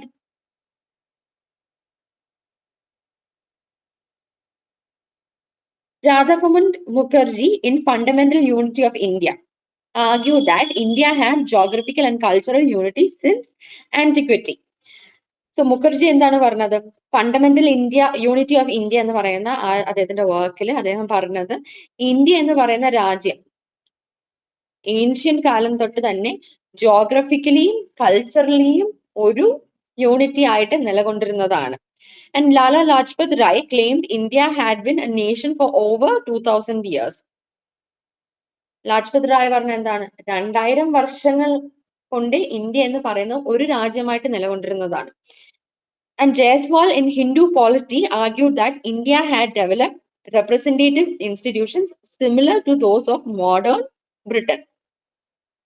And Jaiswal എന്ന് പറയുന്ന അദ്ദേഹം ഹിന്ദു പോളിറ്റി എന്ന് പറയുന്ന അദ്ദേഹത്തിന്റെ വർക്കിൽ പറഞ്ഞത് എന്താണ്, ഇന്ത്യ എന്ന് പറയുന്ന രാജ്യം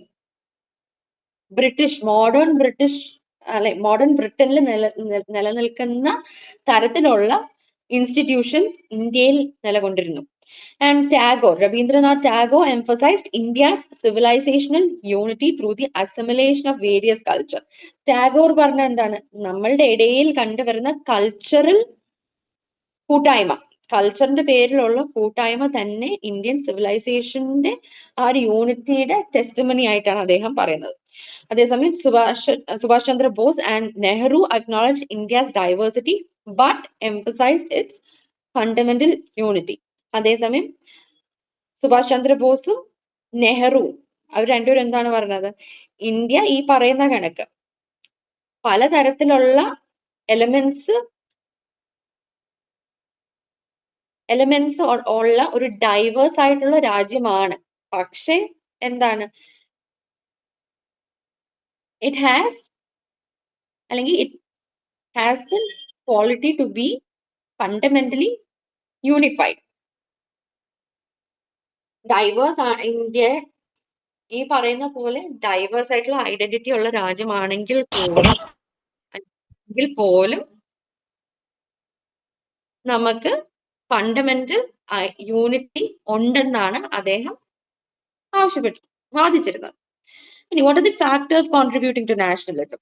So British colonial policies including racial discrimination, economic exploitation and restrictive governance fueled resentment among Indians. So എന്തായിരുന്നു ഇന്ത്യക്കാരുടെ ഇടയിൽ ഈ ഒരു നാഷണലിസം അല്ലെങ്കിൽ ഫ്രീഡം വേണം, നമുക്ക് സ്വാതന്ത്ര്യം വേണം, ബ്രിട്ടീഷേഴ്സിനെ പുറത്താക്കണം, നമ്മൾ ഈ പറയുന്ന കണക്ക് ഒരു രാജ്യമാണെന്നുള്ള ഒരു ഐഡന്റിറ്റി അവിടെ ഉണ്ടാകാനുണ്ടായ സാഹചര്യങ്ങൾ എന്താണ്, ആദ്യം തന്നെ ബ്രിട്ടീഷേഴ്സ് ഇവിടെ നടപ്പാക്കിക്കൊണ്ടിരുന്ന റേഷ്യൽ ഡിസ്ക്രിമിനേഷൻ. അവര് വൈറ്റ് പീപ്പിൾ ആണ്, നമ്മൾ ബ്രൗൺ സ്കിൻഡ് ആണെന്നുള്ള ആ ഒരു റേസിന് അടിസ്ഥാനമാക്കിയിട്ടുള്ള ആ ഡിസ്ക്രിമിനേഷൻ. രണ്ടാമതായിട്ടോ ഹെവി ടാരിഫ്സ്, നമ്മുടെ രാജ്യത്ത് നമ്മുടെ ഉൽപ്പന്നങ്ങൾക്കും നമ്മൾ ചെയ്യുന്ന പ്രവൃത്തികളുടെ മേലിൽ ടാക്സേഷൻസ് കൊണ്ടുവരിക, അതുവഴി ഉണ്ടായിക്കൊണ്ടിരുന്ന എക്കണോമിക് എക്സ്പ്ലോയിറ്റേഷൻ. മൂന്നാമതായിട്ടോ റെസ്ട്രിക്റ്റീവ് ഗവേണൻസ്, നമ്മളുടെ സ്വാതന്ത്ര്യത്തിന് ഖനിച്ചുകൊണ്ട് നമ്മളുടെ അവകാശങ്ങൾ ലംഘിച്ചുകൊണ്ട് നടന്നുകൊണ്ടിരുന്ന അഡ്മിനിസ്ട്രേറ്റീവ് സ്ട്രക്ചർ അല്ലെങ്കിൽ ഗവേണൻസ്. ഇതെല്ലാം എന്തിനു വഴിയൊരുക്കി?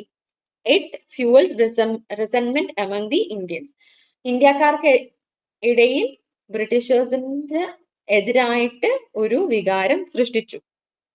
And peasant exploitation, high land revenue, forced cultivation of cash crops and the drain of wealth contributed to economic dissatisfaction. പ്രധാനമായിട്ട് ഇതിലൊരു എക്കണോമിക് ഘടകമുണ്ട്. ആ എക്കണോമിക് ഘടകം പറയുമ്പോഴത്തേക്ക് എന്താണ്? നമ്മുടെ പെസൻസിന്റെ exploitation, high land revenue, land ടാക്സുകൾ, ഭീമമായ ലാൻഡ് ടാക്സുകളും സബ്സിസ്റ്റൻസിനുള്ള നമ്മളുടെ നിലനിൽപ്പും നമ്മളുടെ ഡേ ടു ഡേ ആവശ്യത്തിന് വരുന്ന സാധനങ്ങൾ അല്ലെങ്കിൽ കൃഷി ചെയ്യാൻ, നമ്മുടെ അരി അങ്ങനത്തെ ഉൽപ്പന്നങ്ങളൊന്നും കൃഷി ചെയ്യാൻ സമ്മതിക്കാതെ അതിന് പകരം ബ്രിട്ടീഷേഴ്സും അവരുടെ ആവശ്യത്തിനായിട്ട് കയറ്റുമതി ചെയ്യാനായിട്ട് അവരുടെ കമേഴ്ഷ്യലൈസേഷൻ, നമ്മുടെ അഗ്രികൾച്ചർ പ്രോസസ്സിന് അവരുടെ ആവശ്യത്തിനായിട്ട് കമേഴ്ഷ്യലൈസ് ചെയ്തത്. ഇതെല്ലാം എന്തിന് വഴിയൊരുക്കി? It created economic dissatisfaction. ഇനി key events like the Ilbert Bill controversy, modern education, printing press, modern literature, and partition of Bengal. All these events played crucial roles. നമ്മൾ എടുത്തു പറയുകയാണെങ്കിൽ പല സമയങ്ങളിലും പല ഘട്ടങ്ങളിലായിട്ട് ബ്രിട്ടീഷ് ഭരണം കൊണ്ട് ഇന്ത്യയിൽ ഉണ്ടായിട്ടുള്ള പല കാര്യങ്ങളാണ് ഈ പറഞ്ഞത്.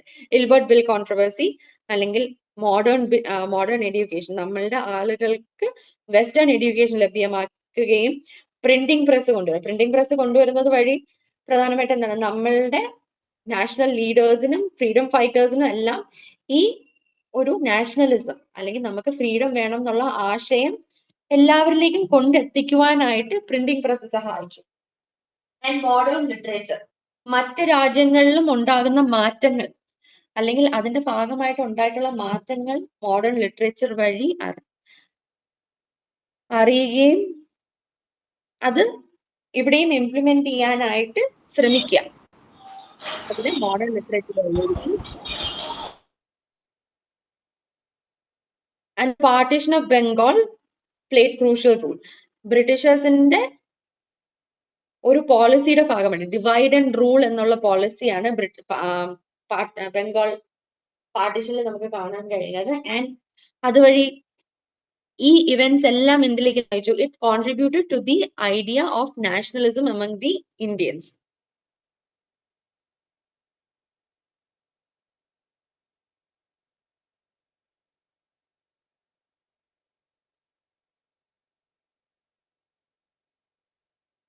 So let us look at the debate on nationalism.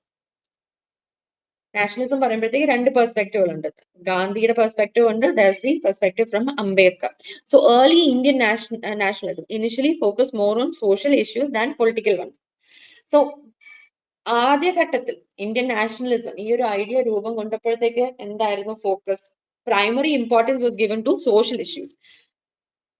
രാഷ്ട്രീയമായിട്ട് ഉള്ള കാര്യങ്ങൾക്കല്ല, മറിച്ച് എന്തായിരുന്നു? സോഷ്യൽ ഇഷ്യൂസിനാണ് അവിടെ ഇമ്പോർട്ടൻസ് കൊടുത്തിരുന്നത്. And by the time Gandhi entered Indian politics, many European ideas had been integrated into the nationalist discourse. So Gandhi Indian politics ലേക്ക് വന്ന ആ ഒരു കാലഘട്ടം, ആ സമയം കൊണ്ട് തന്നെ എന്തായിരുന്നു? ഇന്ത്യയിൽ യൂറോപ്യൻ ഐഡിയാസ്, അതായത് ലിബർട്ടി, ഫ്രട്ടേണിറ്റി, ഡെമോക്രസി, ഈ ഐഡിയാസ്, ഈ തരത്തിലുള്ള ആ ഒരു നമുക്ക് ഫ്രീഡം ലഭിക്കണം, ഇക്വാളിറ്റി, ലിബർട്ടി, ഈ ഐഡിയോളജീസ് എല്ലാം തന്നെ ഇന്ത്യൻ നാഷണലിസത്തിന്റെ ഭാഗമായി കഴിഞ്ഞിരുന്നു. So Gandhi rejected the colonial claim that India became A nation only under the British rule.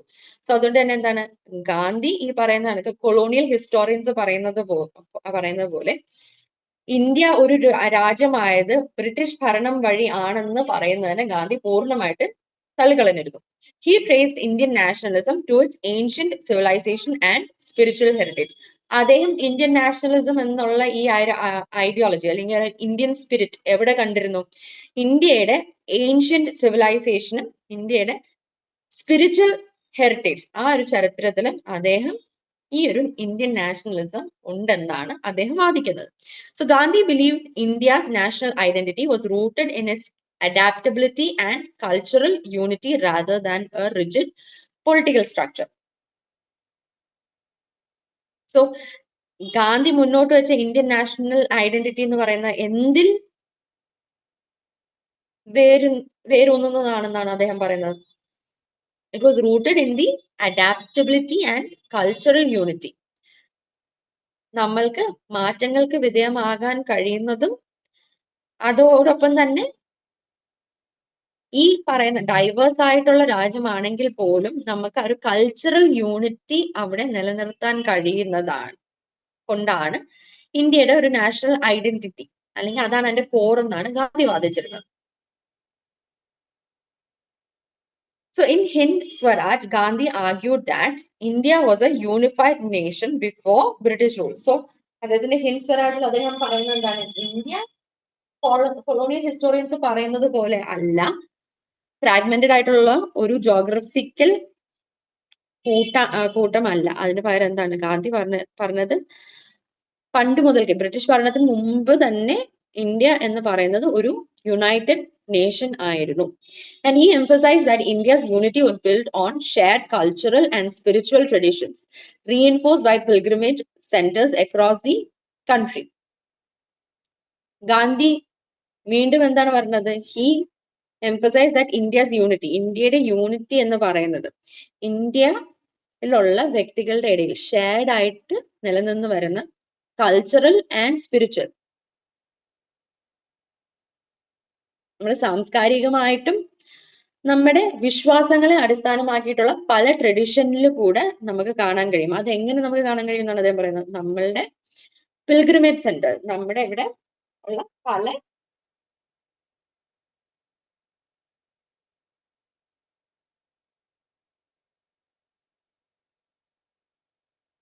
Religious സെന്റേഴ്സിൽ കൂടെ നമുക്ക് കാണാൻ കഴിയുന്നതാണ്. So he rejected the idea that religious diversity weakened national identity, instead viewing it as a source of strength. So Britishers എന്താണ് ചെയ്തിരുന്നത്? മതത്തിനെ അടിസ്ഥാനമാക്കി ഇന്ത്യനെ divide and rule policy അവരിവിടെ ഉപയോഗിച്ചിരുന്നു. ഇതിന് ബദലായിട്ട് ഗാന്ധി എന്താണ് പറയുന്നത്? അദ്ദേഹം പറയുന്നത് ഇന്ത്യയുടെ ഈ ഒരു റിലീജിയസ് ഡൈവേഴ്സിറ്റി ഇന്ത്യനെ വീക്കൻ ആക്കുകയല്ല ചെയ്യുന്നത്. അതിന് എന്താണ്? അത് ഇന്ത്യയുടെ ഒരു വീക്ക്നെസ് അല്ല, മറിച്ച് എന്താണ് അത്? It is A source of strength. അത് ഇന്ത്യനെ കുറച്ചും കൂടി ശക്തിപ്പെടുത്തുന്ന ഒരു ആശയം ആയിട്ടാണ് റിലീജിയസ് ഡൈവേഴ്സിറ്റിനെ ഗാന്ധിജി കാണുന്നത്. And he advocated for Hindustani as A common language while respecting regional languages. So ഈ ഒരു കൂട്ടായ്മയ്ക്കായിട്ട് അദ്ദേഹം എന്ത് ചെയ്തു? ആ ഒരു യൂണിറ്റി അത് മാർക്ക് ചെയ്യാനായിട്ട് ഹി അഡ്വക്കേറ്റഡ് ദാറ്റ് ഹിന്ദുസ്ഥാനി, അതായത് Hindi, that be a common language. ഹിന്ദുസ്ഥാനിനെ ഒരു കോമൺ ലാംഗ്വേജ് ആക്കുന്ന അല്ലെങ്കിൽ ഹിന്ദിനെ ഒരു കോമൺ ലാംഗ്വേജ് ആക്കുന്നതിനോടൊപ്പം അദ്ദേഹം എന്ത് ചെയ്തിരുന്നു? പൂർണ്ണമായിട്ട് എല്ലാവരുടെയും മേൽ അത് അടിച്ചേൽപ്പിക്കണം എന്നല്ല അദ്ദേഹം പറഞ്ഞിരുന്നത്. അതാത് റീജിയണൽ ലാംഗ്വേജസിന് അതിന്റെ വാല്യൂവും റെസ്പെക്റ്റും നൽകിക്കൊണ്ട് this B A unified common language, അത്രയാണ് അദ്ദേഹം ആവശ്യപ്പെട്ടിരുന്നത്. He criticized Macaulay's education system for creating an English-educated elite detached from the Indian culture. So നമ്മൾ നാഷണലിസത്തിന്റെ ഭാഗമായിട്ട് റിപ്പീറ്റഡ്ലി പറഞ്ഞ എന്താണ്? വെസ്റ്റേൺ എഡ്യൂക്കേഷൻ വരുന്നത് വഴി ഇന്ത്യയിൽ ഒരു പുതിയ ഒരു ന്യൂ വെസ്റ്റേൺ എഡ്യൂക്കേറ്റഡ് ആയിട്ടുള്ള ഇന്റലക്ച്വൽ ക്ലാസ്സിനെ സൃഷ്ടിക്കാൻ കഴിഞ്ഞു. ആൻഡ് ഗാന്ധിജി ഇതേ എഡ്യൂക്കേഷൻ സിസ്റ്റത്തിനെ അദ്ദേഹം ക്രിട്ടിസൈസ് ചെയ്തിരുന്നു. എന്തിനായിട്ട്? That this system created an English educated elite, ഒരു വെസ്റ്റേൺ ആശയങ്ങൾക്ക് പ്രാധാന്യം നൽകുന്ന ഇംഗ്ലീഷ് എഡ്യൂക്കേറ്റഡ് ആയിട്ടുള്ള ഒരു എലീറ്റ് വിഭാഗത്തിനെയാണ് സൃഷ്ടിച്ചത്. ആ എലീറ്റ് വിഭാഗത്തിന് എന്താണ് അദ്ദേഹം പോരായ്മയായിട്ട് പറയുന്നത്? അവർക്ക് ഇന്ത്യൻ കൾച്ചറിനെ കുറിച്ച് ഒരു ധാരണയില്ല. അല്ലെങ്കിൽ അതിൽ നിന്ന് വേറിട്ട് നിൽക്കുന്ന ഒരു കൂട്ടമായിട്ട് ഉള്ള ഒരു വിഭാഗത്തിന് സൃഷ്ടിക്കാൻ മാത്രമേ മക്കളേസ് എഡ്യൂക്കേഷൻ സിസ്റ്റത്തിന് കഴിഞ്ഞുള്ളൂ എന്നാണ് അദ്ദേഹം ക്രിട്ടിസൈസ് ചെയ്യുന്നത്. ആൻഡ് ഗാന്ധി ആൻഡ് സ്വരാജ്, അദ്ദേഹത്തിന്റെ സെൽഫ് റൂൾ എന്നുള്ള ഒരു ആശയം പറയുമ്പോഴത്തേക്കോ, swaraj according to Gandhi was not just political independence but also social and moral transformation. So അദ്ദേഹം സ്വരാജ് എന്ന് പറയുമ്പോഴത്തേക്ക് എന്താണ്, നമുക്ക് ബ്രിട്ടീഷേഴ്സിന്റെ നിന്ന് വെറും പൊളിറ്റിക്കൽ ആയിട്ടുള്ള ഒരു ഇൻഡിപെൻഡൻസ് കിട്ടുക എന്നുള്ളത് മാത്രമല്ല അദ്ദേഹം അവിടെ എൻവിഷൻ ചെയ്യുന്നത്. മറിച്ച് എന്താണ്, അദ്ദേഹം സോഷ്യലി ആൻഡ് മോറലി നമ്മൾ ട്രാൻസ്ഫോം ചെയ്യപ്പെടുക സ്വരാജിന്റെ കീഴിൽ. അതാണ് അദ്ദേഹം സ്വരാജ് ഉണ്ട് കരുതിയിരുന്നത്. So he rejected both colonial rule and the idea of replacing British rulers with Indian elites who continued oppressive governance. So അദ്ദേഹത്തിന്റെ ആ സെൽഫ് റൂൾ അല്ലെങ്കിൽ അദ്ദേഹം സ്വരാജ് എന്ന് പറഞ്ഞപ്പോഴത്തേക്ക് ഉദ്ദേശിച്ചിരുന്നത് എന്താണ്, നമ്മൾ ബ്രിട്ടീഷേഴ്സിന് അല്ലെങ്കിൽ കൊളോണിയൽ റൂളിന്റെ ഭാഗമായിട്ട് നിൽക്കുന്ന ബ്രിട്ടീഷേഴ്സിനെ പുറത്താക്കുക, അതിന് പകരമായിട്ട് ഈ വെസ്റ്റേൺ എഡ്യൂക്കേറ്റഡ് ആയിട്ടുള്ള ഇന്ത്യൻ എലീറ്റ്സിനെ കൊണ്ട് റീപ്ലേസ് ചെയ്യുക എന്നല്ല. കാരണം എന്താണ്, ആ ഇന്ത്യൻ എലീറ്റ്സും എന്തിന്റെ ഒരു ഫലമാണ്, അവരും ബ്രിട്ടീഷേഴ്സ് നടത്തിക്കൊണ്ട് പോകുന്ന കണക്ക് തന്നെ ഒപ്രസീവ് ഗവേണൻസ്, ഒരു അടിച്ചമർത്തുന്ന രീതിയിലുള്ള ഭരണം തന്നെയായിരിക്കും ഈ ഇന്ത്യൻ എലീറ്റ്സും ഇവിടെ നടപ്പാക്കുക എന്നാണ് അദ്ദേഹം പറഞ്ഞിരുന്നത്. സോ അതുകൊണ്ട് തന്നെ എന്താണ്, അദ്ദേഹം ഈ രണ്ട് വിഭാഗങ്ങളെ റിജക്ട് ചെയ്തിരുന്നു. So Swaraj involve economic self sufficiency, social justice and the upliftment of the masses. So Swaraj വഴി അദ്ദേഹം എൻവിഷൻ ചെയ്ത എന്താണ്, നമ്മൾ സ്വയം സെൽഫ് സഫിഷ്യന്റ് ആകുക. എങ്ങനെ? എക്കണോമിക്കലി സെൽഫ് സഫിഷ്യന്റ് ആകുക, സൊസൈറ്റിയിൽ ഇക്വാളിറ്റി ഉണ്ടായിരിക്കുക, അതായത് സോഷ്യൽ ജസ്റ്റിസ് ഉണ്ടായിരിക്കുക, ആൻഡ് എന്താണ്, നമ്മുടെ സൊസൈറ്റിയിലുള്ള മാസസ് എല്ലാവർക്കും ഒരു മേൽഗതി ഉണ്ടായിരിക്കുക. So Gandhi believed in non violence and soul force as means to achieve true freedom. അതായത് ഗാന്ധിജി എപ്പോഴും മുന്നോട്ട് വെച്ചിരുന്ന അദ്ദേഹത്തിന്റെ ആശയം എന്താണ്, അഹിംസ, നോൺ വയലൻസ് ആണ് അദ്ദേഹത്തിന്റെ ത്രൂ ഔട്ട്. നാഷണലിസത്തില്, ഫ്രീഡം മൂവ്മെന്റിലെല്ലാം അദ്ദേഹം മുന്നോട്ട് വെച്ചിരുന്ന അദ്ദേഹത്തിന്റെ വജ്രായുധം എന്തായിരുന്നു, അഹിംസ. അതേപോലെ തന്നെ സത്യാഗ്രഹം. അദ്ദേഹം ഈ രണ്ട് മാർഗത്തിലൂടെയാണ് ഇന്ത്യക്ക് ഫ്രീഡം ലഭിക്കാനായിട്ട് പോരാടിയതും. ആൻഡ് ഈ രണ്ട് മാർഗം തന്നെയാണ് അദ്ദേഹം ഫ്രീഡത്തിലേക്കുള്ള മാർഗമായിട്ട് മുന്നോട്ട് വെക്കുന്നത്. So he emphasized self-reform, decentralization and promotion of cottage industries as an essential for India's self-reliance. So Swaraj വഴി അദ്ദേഹം എന്ത് വേണമെന്നാണ് ആവശ്യപ്പെട്ടിരുന്നത്, ഇന്ത്യ ആബ്സല്യൂട്ട്ലി സെൽഫ് റിലയന്റ് ആകുക, സ്വന്തം നിലനിൽപ്പിനായിട്ടുള്ള ആവശ്യമായിട്ടുള്ള എല്ലാം തന്നെ ഇന്ത്യയിൽ തന്നെ ഉൽപ്പാദിക്കാൻ കഴിയുക എന്നുള്ള ആ ഒരു ഐഡിയോളജി ആയിരുന്നു അദ്ദേഹത്തിന് ഉണ്ടായിരുന്നത്. സോ അതിനായിട്ട് എന്ത് വേണം എന്നായിരുന്നു അദ്ദേഹം പറഞ്ഞിരുന്നത്, ദാറ്റ് സെൽഫ് റിഫോം ഉണ്ടാകാനായിട്ട് വി മസ്റ്റ് ബി ഡീസെൻട്രലൈസ്ഡ്. ഈ പറയുന്ന കണക്ക് പഞ്ചായത്തി രാജ് സിസ്റ്റം, ആ ഒരു ലോക്കൽ ഗവേണൻസ് ഉണ്ടാകുക, ആൻഡ് നമ്മൾ ഖാദി പോലുള്ള ഉൽപ്പന്നങ്ങൾക്ക് പ്രാധാന്യം നൽകുക, പ്രൊമോട്ട് ചെയ്യുക.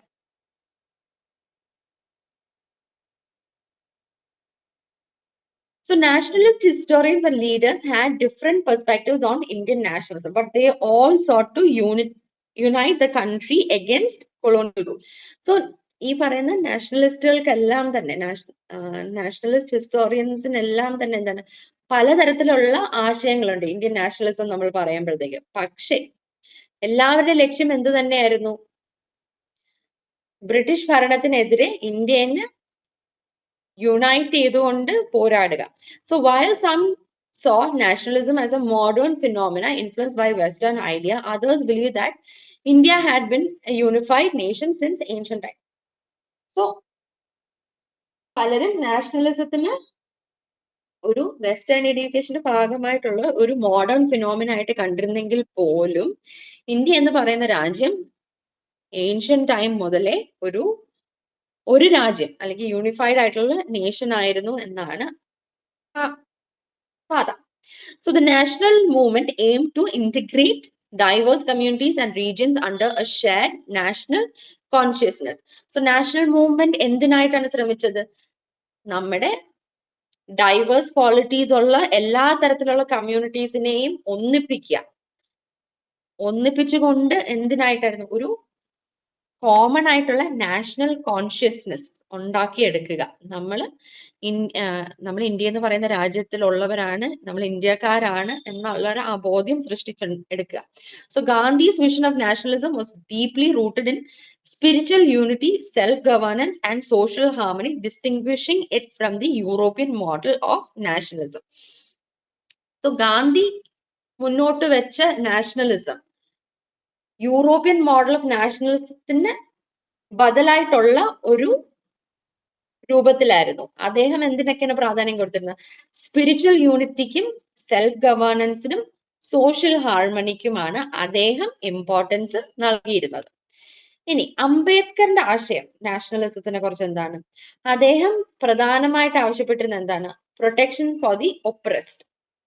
അദ്ദേഹത്തിന്റെ നാഷണലിസ്റ്റ് മൂവ്മെന്റ് നമ്മൾ പറയുകയാണെങ്കിൽ അതൊരു ഡ്യുവൽ ആയിട്ടുള്ള മൂവ്മെന്റ് ആയിട്ട് നമുക്ക് പറയാം, അല്ലേ? കാരണം എന്താണ്? അദ്ദേഹം ബ്രിട്ടീഷേഴ്സിനെതിരെയും പോരാടുകയായിരുന്നു, ഇന്ത്യയിൽ കാസ്റ്റിസത്തിനെതിരെയും പോരാടുകയായിരുന്നു.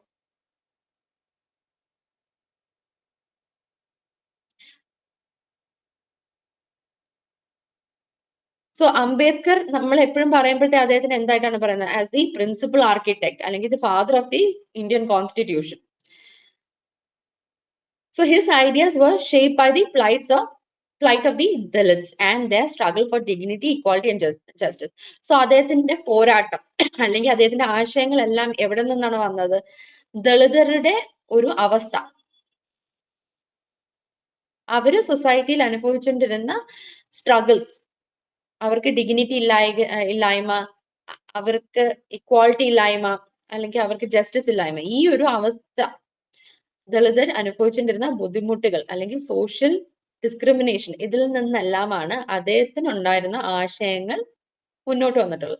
So unlike other nationalist, Ambedkar viewed nationalism as an instrument to challenge both the internal social oppression and the external colonial rule. അതുകൊണ്ടാണ് ഞാൻ പറഞ്ഞത് അദ്ദേഹത്തിന്റെ പോരാട്ടത്തിന് ഒരു ഡ്യുവൽ ഐഡന്റിറ്റി ഉണ്ട്.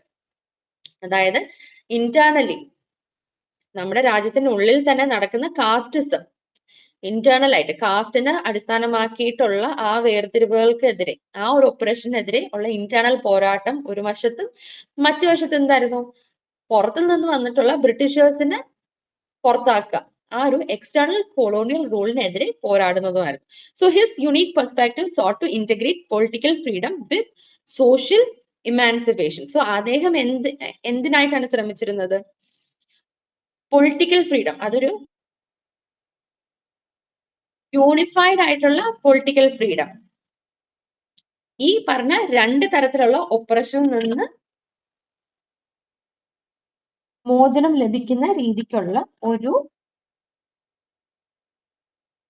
പൊളിറ്റിക്കൽ ഫ്രീഡത്തിനായിട്ടാണ് അദ്ദേഹം വാദിച്ചിരുന്നത്.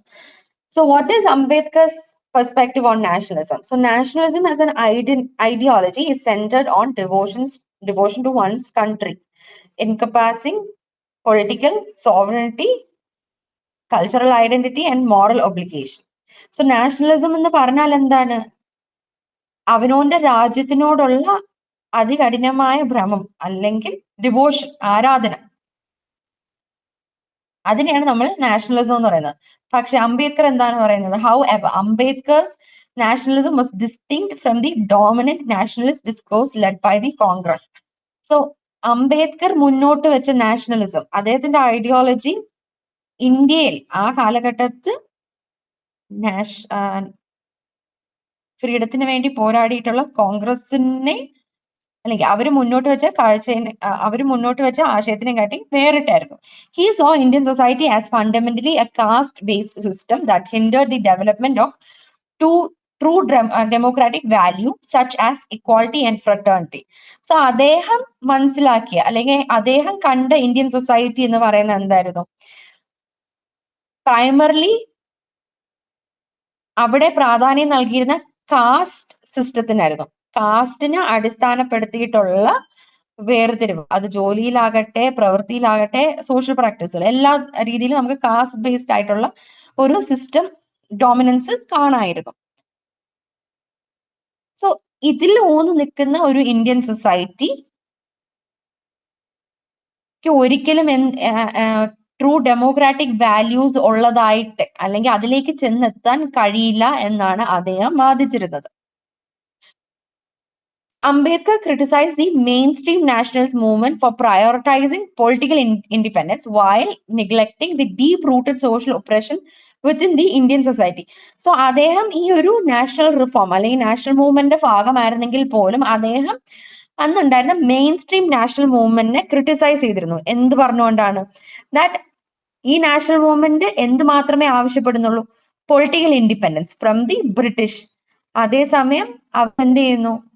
ഈ നാഷണൽ മൂവ്മെന്റ് ഭാഗമായിട്ട് നിൽക്കുന്ന ലീഡേഴ്സ് ആരും തന്നെ ഇന്ത്യയിൽ നിലനിൽക്കുന്ന സോഷ്യൽ ഒപ്രഷൻ, കാസ്റ്റിനെ അടിസ്ഥാനമാക്കിയിട്ടുള്ള ആ സോഷ്യൽ ഒപ്രഷൻ അല്ലെങ്കിൽ ഒപ്രസീവ് സിസ്റ്റത്തിന് നിന്ന് ഒരു മോചനം വേണം, അല്ലെങ്കിൽ അതും ഇല്ലാതാക്കപ്പെടണം എന്നുള്ള ഒരു ആവശ്യം അവര് ഉന്നയിക്കുന്നില്ല. So that was one of the critique of traditional nationalism by Ambedkar. ഇനി മറ്റൊന്നെന്തായിരുന്നു? For Ambedkar, freedom was meaningless if it did not include the emancipation of the marginalized communities. So Ambedkar ഈ പറഞ്ഞ ബ്രിട്ടീഷേഴ്സിന്റെ നിന്ന് നമുക്ക് ഫ്രീഡം കിട്ടുന്നതിൽ അർത്ഥം കണ്ടിരുന്നില്ല. എന്തുകൊണ്ടാണ്? നമ്മുടെ ഇന്ത്യൻ സൊസൈറ്റിയിലുള്ള കാസ്റ്റിനെ അടിസ്ഥാനമാക്കിയിട്ട് മാർജിനലൈസ് ചെയ്യപ്പെടുന്ന അല്ലെങ്കിൽ എക്സ്ക്ലൂഡ് ചെയ്യപ്പെടുന്ന ആ ഒരു വിഭാഗത്തിനും കൂടെ ഫ്രീഡം ലഭിച്ചില്ല എങ്കിൽ ഈ ഫ്രീഡത്തിൽ ഒരു അർത്ഥവും അദ്ദേഹം കാണുന്നില്ലായിരുന്നു. So he argue that nationalism must guarantee not just political sovereignty but also social justice and equal rights. So അദ്ദേഹം എൻവിഷൻ ചെയ്ത നാഷണലിസം എന്തുറപ്പ് വരുത്തണം? പൊളിറ്റിക്കൽ സോവറിറ്റി, അതായത് നമുക്ക് നമ്മളെ ഭരിക്കാനുള്ള സ്വാതന്ത്ര്യം ലഭിക്കുന്നതോടൊപ്പം തന്നെ നമ്മളുടെ രാജ്യത്തിന്റെ ഭാഗമായിട്ട് നിൽക്കുന്ന എല്ലാവർക്കും ഒരേപോലെ ഉള്ള നിയമം, ഒരേപോലെ ഈക്വൽ റൈറ്റ്സും സോഷ്യൽ ജസ്റ്റിസും ഉറപ്പാക്കാൻ കഴിയണം. അത് ഉറപ്പാക്കാൻ കഴിയാത്ത ഒരു ഫ്രീഡം, ആ ഒരു സോവറിനിറ്റിക്ക് ഒരു അർത്ഥമില്ലായിരുന്നു എന്നാണ് അംബേദ്കർ പറയുന്നത്. And Ambedkar acknowledged British rule as a major external force in India, but argued that colonial rulers did little to address social injustices such as caste discrimination. So Ambedkar British റൂളിനെ ഒരു പുറത്തു നിന്ന് വന്ന external force ആയിട്ട് തന്നെ അംഗീകരിക്കുന്നു. പക്ഷേ ഈ ആദ്യം പറഞ്ഞല്ലോ അവര് സതി, ചൈൽഡ് മാരേജ്, അൺടച്ചബിലിറ്റി ഇതിനെല്ലാമായിട്ട് അവർ റിഫോം കൊണ്ടുവന്നിട്ടുണ്ടെന്നുള്ളത്. പക്ഷേ അംബേദ്കർ പറയുന്നത് എന്താണ്? Colonial rulers did little to address the social injustices such as caste discrimination. അവര് ബ്രിട്ടീഷേഴ്സ് സക്സസ്ഫുള്ളി ചൈൽഡ് മാരേജും സതിയും ഒക്കെ നിർത്തലാക്കാൻ അവർക്ക് കഴിഞ്ഞു. പക്ഷേ ഇന്ത്യയിൽ കാസ്റ്റിനെ അടിസ്ഥാനമാക്കി നിന്നിരുന്ന അൺടച്ചബിലിറ്റിയോ കാസ്റ്റ് ഡിസ്ക്രിമിനേഷനോ ഒന്നും തന്നെ അതിലൊന്നും അവർക്ക് ഒരു മാറ്റവും കൊണ്ടുവരാൻ കഴിഞ്ഞില്ല എന്നാണ് അംബേദ്കർ പറയുന്നത്. So Ambedkar's nationalism was deeply rooted in the dignity of individuals and social justice. So അംബേദ്കറിന്റെ നാഷണലിസം എന്ന് പറയുന്ന എന്തിലൂന്ന് നിൽക്കുന്നതാണ്? ഓരോ വ്യക്തിക്ക് ലഭ്യമാകേണ്ട ഡിഗ്നിറ്റി, അവർക്ക് അന്തസ് ഉറപ്പാക്കുക, അവർക്ക് സോഷ്യൽ ജസ്റ്റിസ് ഉറപ്പാക്കാൻ കഴിയുന്നതിലാണ് നാഷണലിസം അംബേദ്കർ കണ്ടിരുന്നത്. So his views were often labeled anti-national by some Congress leaders, but in reality they reflected his commitment to genuine humanism. So ഈ ഒരു നാഷണൽ മൂവ്മെന്റ് ഭാഗമായിട്ട് നിൽക്കുന്ന പല കോൺഗ്രസ് നേതാക്കളും അംബേദ്കറിന്റെ ഈ താല്പര്യങ്ങള്, അംബേദ്കറിന്റെ വ്യൂസ് ഓൺ നാഷണലിസത്തിന് അവര് പലപ്പോഴും ക്രിട്ടിസൈസ് ചെയ്തിരുന്നു. അവര് പറഞ്ഞിരുന്നത് എന്താണ്? ഇത് ഒരു ആന്റി നാഷണൽ വികാരമായിട്ടാണ് അവര് ലേബൽ ചെയ്തിരുന്നത്. പക്ഷേ ഇൻ റിയാലിറ്റി അംബേദ്കറിന്റെ നാഷണലിസം എന്തായിട്ട് കാണാം നമുക്ക്? ഒരു ജെനുവിൻ ഹ്യൂമനിസം. എല്ലാ മനുഷ്യർക്കും തുല്യമായിട്ടുള്ള അവകാശം ഉറപ്പാക്കാനായിട്ടുള്ള ഒരു പോരാട്ടമായിട്ട് നമുക്ക് അംബേദ്കറിന്റെ നാഷണലിസത്തിനെ കാണാം. So true freedom, that is Ambedkar asserted that true freedom is illusionary. It does not ensure the liberation of oppressed groups, he stated, a nation may be considered a unit philosophically, but sociologically it cannot be regarded as consisting of many classes. So Ambedkar പറഞ്ഞ എന്താണ്, true freedom എന്നുള്ള ആശയം നമുക്ക് സ്വാതന്ത്ര്യം ഉണ്ടായിരിക്കുക അല്ലെങ്കിൽ സ്വാതന്ത്ര്യം ലഭിക്കുക എന്നുള്ളത് അതൊരു ഇലൂഷൻ ആയിട്ടാണ് അദ്ദേഹം കണ്ടിരുന്നത്. കാരണം എന്താണ്, ഇറ്റ് ഈസ് എൻ ഇലൂഷൻ. ആ നമുക്ക് ഇപ്പോൾ ഉള്ള നമ്മൾ അനുഭവിക്കുന്ന സ്വാതന്ത്ര്യം ഒരു ഇലൂഷനാണ്. എപ്പോഴാണ് നമ്മൾക്ക് ഒപ്രസ്ഡ് ആയിട്ടുള്ള ഗ്രൂപ്പ്സിന്, മാർജിനലൈസ്ഡ് ആയിട്ടുള്ള എക്സ്ക്ലൂഷൻ അനുഭവിക്കുന്ന, ഡിസ്ക്രിമിനേറ്റ് ചെയ്യപ്പെടുന്ന ആ ഒരു വിഭാഗത്തിനും ഫ്രീഡം ലഭിക്കുവാനായിട്ട് നമുക്ക് വഴിയൊരുക്കാൻ കഴിഞ്ഞില്ല എങ്കിൽ നമ്മൾ അനുഭവിക്കുന്ന ഫ്രീഡത്തിന് ഒരു അർത്ഥമില്ല എന്നാണ് അദ്ദേഹം പറയുന്നത്. So he stated a nation may be considered a unit philosophically. So അദ്ദേഹം പറയുന്നത് എന്താണ്, ഒരു രാജ്യത്തിനെ നമുക്കൊരു യൂണിറ്റ് ആയിട്ട് പറയാം, പക്ഷേ സോഷ്യോളജിക്കലി അതിനെ വ്യാഖ്യാനിക്കുകയാണെങ്കിൽ എന്താണ്, നേഷനായിട്ട് കരുതാൻ കഴിയില്ല. കാരണം ഇത്രയും ക്ലാസ്സുകൾ അല്ലെങ്കിൽ ഇത്രയും വേർതിരിവ് നിൽക്കുന്ന ഒരു കാര്യത്തിന് നമുക്ക് എങ്ങനെയാണ് ഒരു യൂണിറ്റ് ആയിട്ട് പറയാൻ കഴിയുക? So the role of social brotherhood, he believed that nationalism could only thrive in a society free from caste-based oppression, communalism and discrimination. So അദ്ദേഹം പറഞ്ഞ എന്താണ്, നാഷണലിസം റിയൽ ആയിട്ട് പ്രവർത്തിക്കണമെങ്കിൽ, ഒരു സൊസൈറ്റിയിൽ പ്രവർത്തിക്കണമെങ്കിൽ ആ സൊസൈറ്റി എന്ത് തരത്തിലുള്ളതായിരിക്കണം? കാസ്റ്റിനെ അടിസ്ഥാനമാക്കിയിട്ട് ആളുകളെ വേർതിരിക്കാത്തതായിരിക്കണം, അല്ലെങ്കിൽ ഒപ്രസ് ചെയ്യാത്തതായിരിക്കണം. കമ്മ്യൂണലിസം, ജാതി മതം പറഞ്ഞുകൊണ്ട് വേർതിരിക്കുക, വയലൻസ് ഉണ്ടാകുന്ന സൊസൈറ്റി ആകരുത്. കാസ്റ്റും റിലിജിയനെ അടിസ്ഥാനമാക്കിയിട്ട് ആളുകളെ വേർതിരിക്കുന്ന, ഡിസ്ക്രിമിനേറ്റ് ചെയ്യുന്ന തരത്തിലുള്ള ഒരു സൊസൈറ്റി ആയിരിക്കരുത്. So Ambedkar rejected the idea that Hindu nationalism could be the foundation of Indian nationalism, as it reinforced the caste system and social hierarchy. So അദ്ദേഹം പറയുന്നത് എന്താണ്, ഇന്ത്യയിൽ നിലനിൽക്കുന്ന നാഷണലിസം എന്ന് പറയുന്നത്, അതിന്റെ കോർ ഐഡിയോളജി എന്ന് പറയുന്നത് എന്താണ്, അതൊരു ഹിന്ദു നാഷണലിസം ആണ്. And that cannot be the foundation of Indian national. ആ ഒരു ഹിന്ദു നാഷണലിസത്തിന് ഇന്ത്യൻ നാഷണലിസത്തിന്റെ ഫൗണ്ടേഷനായി മാറാൻ കഴിയില്ല. കാരണം എന്താണ്, ഹിന്ദു നാഷണലിസം എന്ന് പറയുമ്പോഴത്തേക്ക് അവിടെ പ്രാധാന്യം നൽകുന്ന എന്തിനൊക്കെയാണ്, കാസ്റ്റ് സിസ്റ്റത്തിനെ അടിസ്ഥാനമാക്കി വരുന്ന സോഷ്യൽ ഹയറാർക്കിക്കുമാണ് അവിടെ പ്രാധാന്യം നൽകുന്നത്. സോ ഇതിൽ ഊന്നു നിൽക്കുന്ന ഒരു ഇന്ത്യൻ നാഷണലിസത്തിന് നമുക്ക് അംഗീകരിക്കാൻ കഴിയില്ല. So Ambedkar made A clear distinction between nationality and nationalism. So അദ്ദേഹം നാഷണാലിറ്റി പറയുമ്പോഴത്തേക്ക് എന്താണ്, A psychological state of unity among people with shared historical and cultural experience. So അദ്ദേഹം നാഷണാലിറ്റി എന്ന് പറയുമ്പോഴത്തേക്ക് എന്താണ് പറയുന്നത്, ഒരു സൈക്കോളജിക്കൽ സ്റ്റേറ്റ്, ഒരു മാനസികമായിട്ടുള്ള സ്റ്റേറ്റ് ഓഫ് യൂണിറ്റി. ആരുടെ ഇടയിൽ? With people who have shared historical and common cultural experience. ഒരേ ചരിത്രപരമായിട്ടും സാംസ്കാരികമായിട്ട് ഒരേ അനുഭവങ്ങളുള്ള വ്യക്തികളെയാണ് അദ്ദേഹം ഒരു സൈക്കോളജിക്കൽ സ്റ്റേറ്റ് ഓഫ് യൂണിറ്റി ആയിട്ട് പറയുന്നത്. സോ നാഷണലിസം പറയുമ്പോഴോ, transformation of nationality into a political consciousness and movement toward self governance. നമുക്ക് സ്വയം ഭരിക്കാൻ കഴിയുക, സെൽഫ് ഗവേണൻസിലേക്ക് ചെന്നെത്താൻ കഴിയുന്ന രീതിക്കുള്ള പൊളിറ്റിക്കൽ കോൺഷ്യസ്നെസ് ഉണ്ടാകുക, അതാണ് അദ്ദേഹം നാഷണാലിറ്റി ആയിട്ട് പറയുന്നത്. So to achieve true nationalism, Ambedkar emphasised social assimilation, linguistic unity and religious harmony. ഈ 3 കാര്യങ്ങൾ വേണം എന്നാണ് അംബേദ്കർ എടുത്ത് പറയുന്നത്. സോഷ്യൽ അസിമിലേഷൻ എന്ന് പറയുമ്പോൾ എന്താണ്, A nation should foster equality among its people, transcending caste, language and religious division.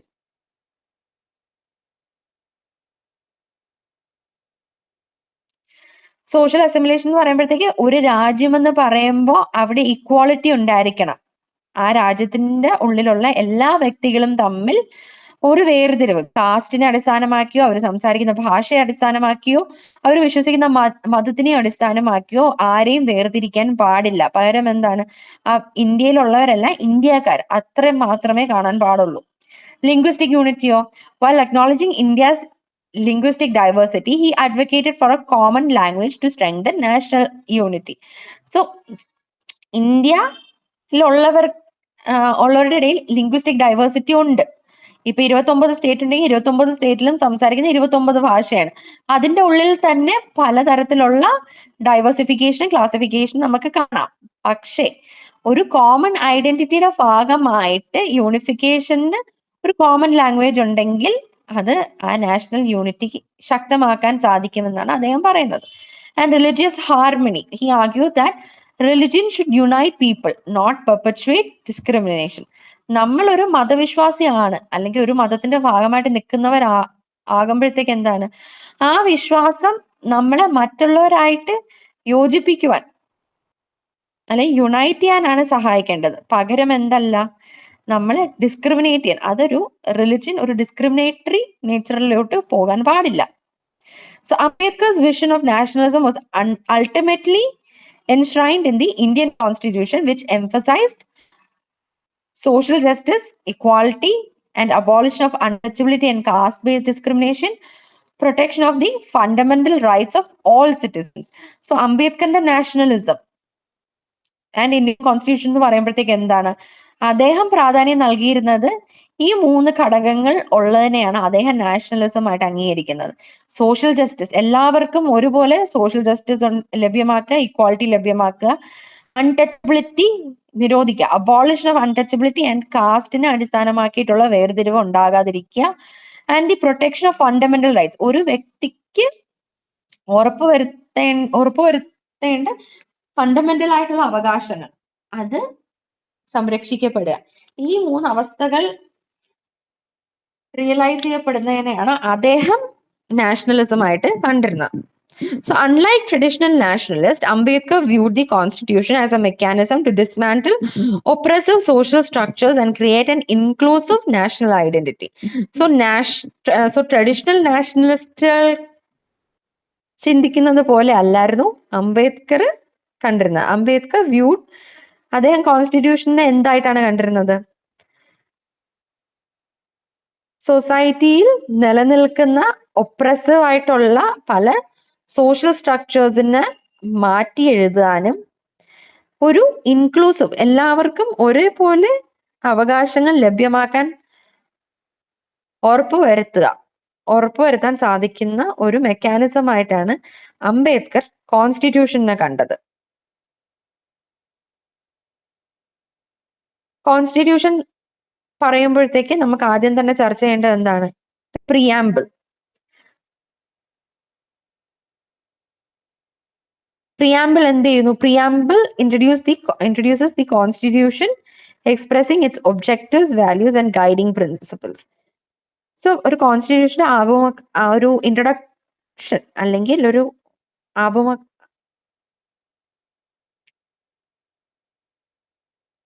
Introduction ആയിട്ട് നമുക്ക് കാണാം. അതിൽ എന്തൊക്കെ ഉള്ളടക്കമുണ്ട്?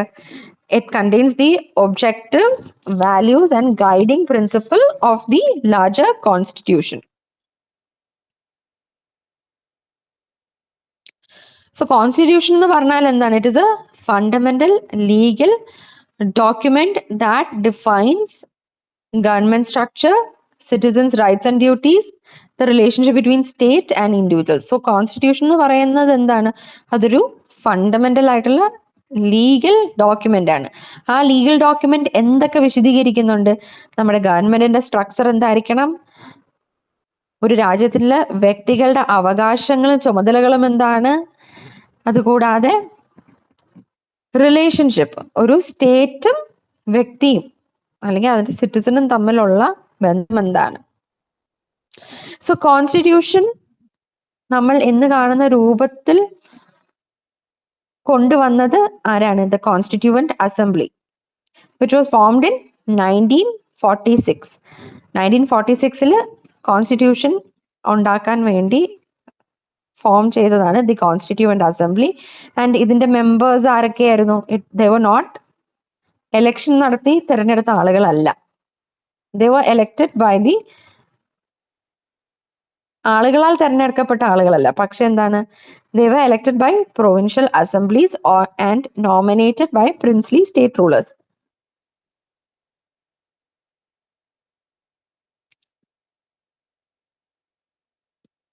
സോ പാർട്ടിഷന് മുമ്പായിട്ട് 1946 കോൺസ്റ്റിറ്റ്യൂന്റ് അസംബ്ലി രൂപം കൊണ്ടതെന്ന് ഞാൻ പറഞ്ഞു.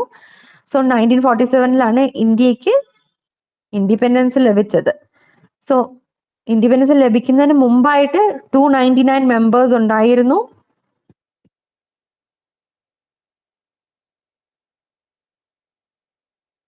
അല്ലെ, ഇൻഡിപെൻഡൻസ് ലഭിച്ചതിന് ശേഷം ഇതിൽ 299 മെമ്പേഴ്സ് ആണ് ഉണ്ടായിരുന്നത്. 229 ഫ്രം ദി പ്രൊവിൻഷ്യൽ അസംബ്ലീസ്. ഓരോ provincial അസംബ്ലീസിനെ represent ചെയ്യുന്നതായിരുന്നു 229 people and 70 were nominated by rulers. ഓരോ സ്ഥലങ്ങളിലെ ഓരോ റീജിയൻ അല്ലെങ്കിൽ ഓരോ സ്റ്റേറ്റ്സിലെ റൂളേഴ്സ് നോമിനേറ്റ് ചെയ്ത 70 വ്യക്തികൾ. So predominantly the constituent assembly was dominated by the Indian National Congress. Indian national കോൺഗ്രസ്സിൽ ഉണ്ടായിരുന്ന ഒട്ടുമിക്കവരുമാണ് കോൺസ്റ്റിറ്റ്യൂന്റ് അസംബ്ലിയിൽ ഉണ്ടായിരുന്നത്. ഇനി തിരിച്ച് പ്രിയാമ്പിളിലേക്ക് വരാം. സോ പ്രിയാമ്പിൾ എന്ന് പറയുന്നത് തന്നെ എന്താണ്? It is an introductory statement of the constitution. Preamble ഒരു ലീഗലി എൻഫോഴ്സബിൾ ആയിട്ടുള്ള കാര്യം അല്ല.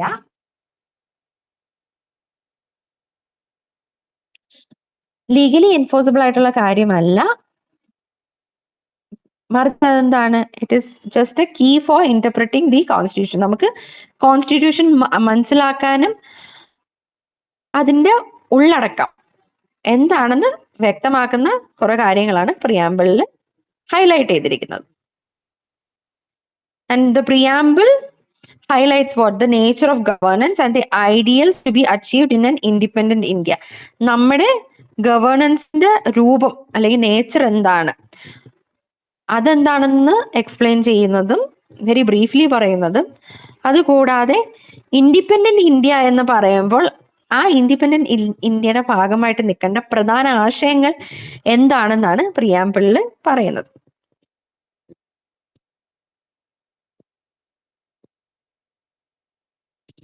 നമുക്ക് കാണാം ഇന്ത്യയുടെ പ്രിയാമ്പിൾ പറയുമ്പോഴത്തേക്ക് എന്താണ്, ഇന്ത്യനെ പറയുന്നത് എന്താണ്? It is a sovereign socialist secular and democratic republic. ഈ പറയുന്ന ക്യാരക്ടറിസ്റ്റിക്സ് ഉള്ള ഒരു രാജ്യമായിരിക്കണം ഇന്ത്യ. ആൻഡ് എല്ലാ സിറ്റിസണുകൾക്കും എന്തുറപ്പാക്കണം? Justice, liberty, equality and fraternity. Justice എന്ന് പറയുമ്പോൾ എന്താണ്? സോഷ്യോ എക്കണോമിക് പൊളിറ്റിക്കൽ ജസ്റ്റിസ് ഉണ്ടാക്കണം. ലിബർട്ടി, അവർക്ക് there should be freedom of thought, expression, belief, faith and worship. ഇഷ്ടമുള്ള കാര്യം പറയാനും ചെയ്യാനും വിശ്വസിക്കാനുമുള്ള അവകാശം നൽകണം. Equality of status and opportunity, ഒരുപോലുള്ള അവകാശങ്ങൾ, ഡിസ്ക്രിമിനേഷൻ ഉണ്ടാകാതിരിക്കുക.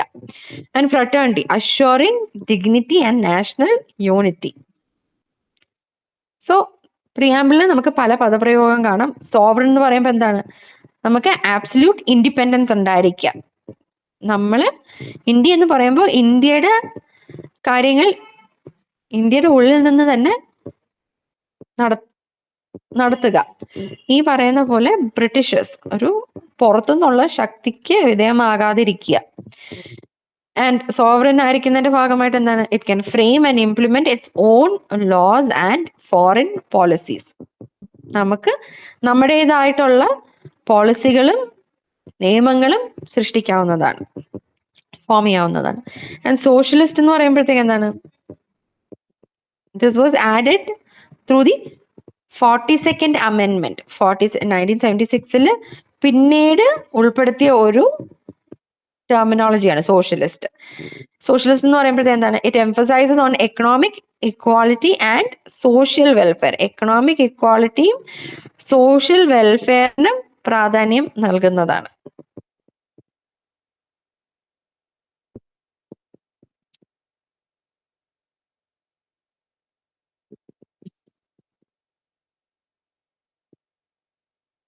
സോ സോഷ്യലിസം എന്ന് പറയുമ്പോഴത്തേക്ക് അല്ലെങ്കിൽ സോഷ്യലിസ്റ്റ് എന്ന് പറയുമ്പോഴത്തേക്ക്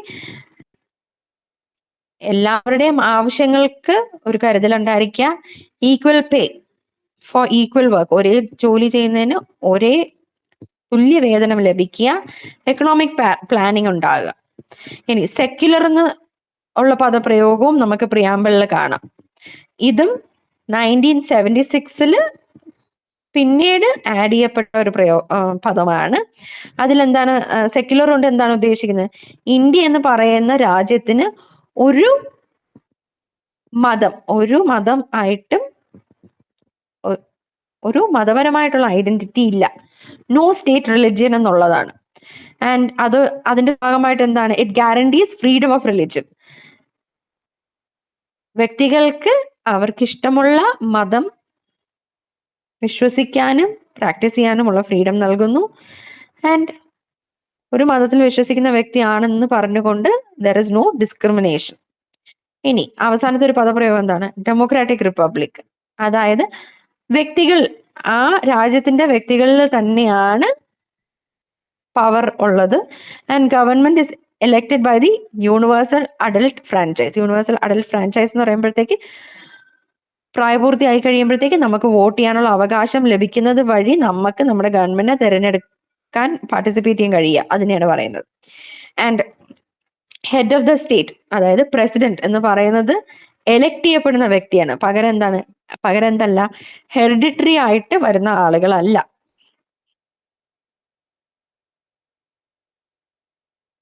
ഇനി what R salient features of the Indian constitution? നമ്മുടെ ഇന്ത്യൻ കോൺസ്റ്റിറ്റ്യൂഷന്റെ പ്രത്യേകതകൾ എന്താണ്?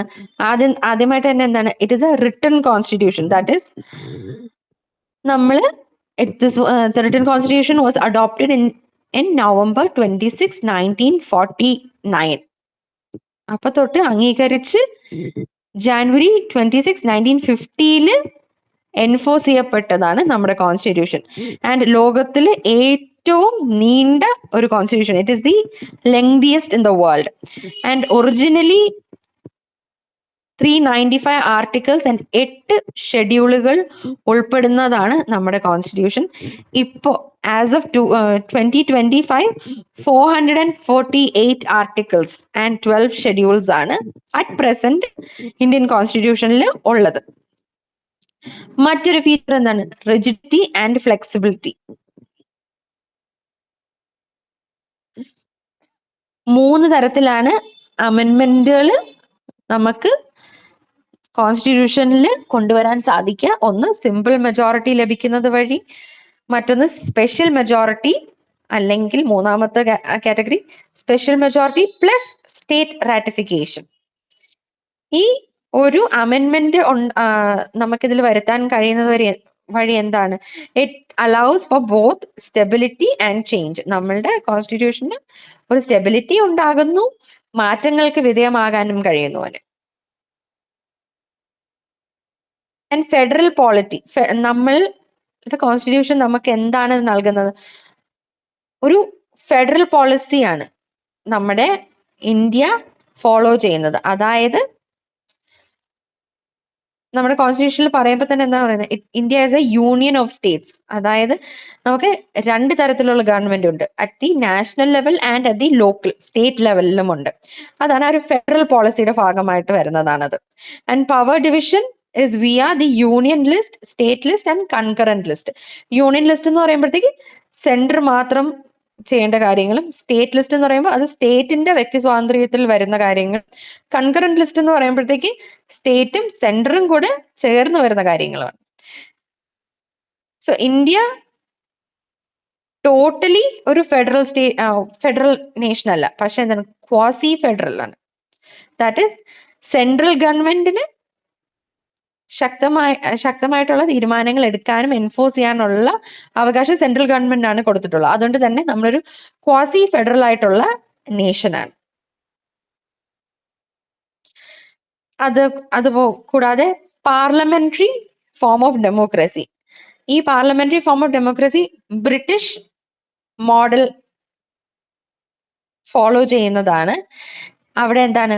പ്രസിഡന്റ് ആണ് നോമിനൽ ഹെഡ്, പക്ഷേ റിയൽ പവർ ആരുടെ കൂടെയാണ്? പ്രൈം മിനിസ്റ്ററും അദ്ദേഹത്തിന്റെ കൗൺസിൽ ഓഫ് മിനിസ്റ്റേഴ്സിന്റെയും കൂടെയാണ്. ഇനി ഫണ്ടമെന്റൽ റൈറ്റ്സ് ആൻഡ് ഡ്യൂട്ടി. നമ്മുടെ കോൺസ്റ്റിറ്റ്യൂഷൻ എല്ലാ സിറ്റിസണിനും ഉറപ്പാക്കുന്ന കാര്യങ്ങളാണ് fundamental rights and duties. This is enforceable and protects the individual freedom. ഇത് എന്താണ്? എൻഫോഴ്സിബിൾ ആയിട്ടുള്ള കാര്യവുമാണ്. ഇത് എന്തിനായിട്ട് നിലനിൽക്കുന്നു? വ്യക്തികൾക്ക് അവരുടെ വ്യക്തി സ്വാതന്ത്ര്യം ഉറപ്പാക്കാനായിട്ടുള്ളതാണ്.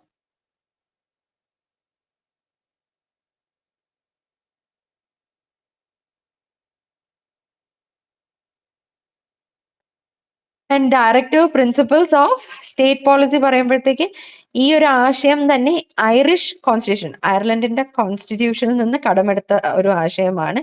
ആൻഡ് ഇത് എന്തിനായിട്ടാണ് നിലനിൽക്കുന്നത്? It aims to create welfare state and ensure social and economic justice, which is not enforceable by courts but guiding principles for governance. ആളുകളുടെ നിലനിൽപ്പിനായിട്ട് ഒരു വെൽഫെയർ സ്റ്റേറ്റ് ആയിട്ട് നിൽക്കുക and social and economic justice ഉറപ്പാക്കാൻ കഴിയുക. ഈ പറഞ്ഞ കാര്യങ്ങളൊന്നും തന്നെ പക്ഷെ എന്താണ് ഒരു കോടതിക്കും ഉറപ്പാക്കാൻ കഴിയുന്നതല്ല. പകരം എന്താണ് ഗവൺമെന്റിനുള്ള ഗൈഡിങ് പ്രിൻസിപ്പിൾ ആയിട്ടാണ്, അല്ലെങ്കിൽ ഗവേണൻസിന്, ഭരണത്തിന് ഒരു മാർഗനിർദ്ദേശം കൊടുക്കാൻ കഴിയുന്ന രൂപത്തിലാണ് ഇതിനെ നിലനിർത്തിയിരിക്കുന്നത്. ഇനി സിംഗിൾ ഇന്റഗ്രേറ്റഡ് ജുഡീഷ്യൽ സിസ്റ്റം, അതിലെന്താണ് നമ്മളുടെ ഇന്ത്യ ഫോളോ ചെയ്യുന്നത്? Is the single integrated judicial system. അവിടെ സുപ്രീം കോടതിക്ക് ആണ് ആ ഹയറാർക്കിയിൽ ഏറ്റവും ഹയസ്റ്റ് സുപ്രീം കോടതിയാണ്, which is followed by the High Court and the subordinate court. And ഇവിടെ എന്താണ്? That it ensures uniform law and rule of law.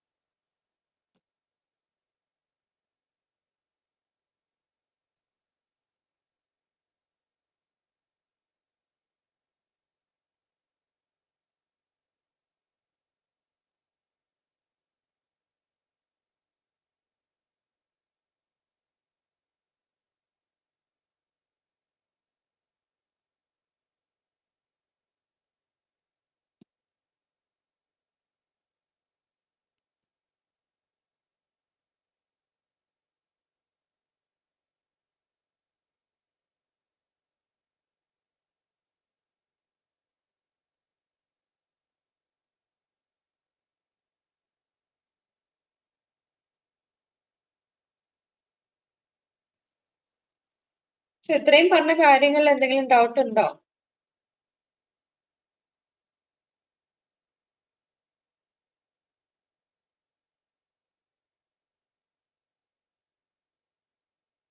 ക്ലാസ്സിൽ ആരെങ്കിലും ഉണ്ടോ?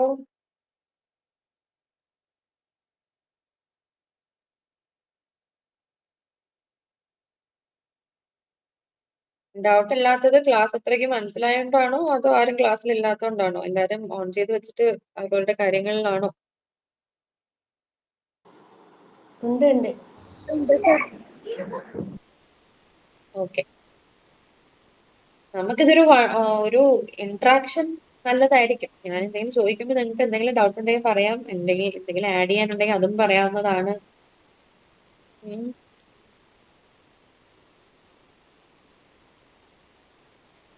ഇനി നമുക്കിതിൽ ചർച്ച ചെയ്യാൻ 2 കാര്യങ്ങളാണ് പ്രധാനമായിട്ടുള്ളത്.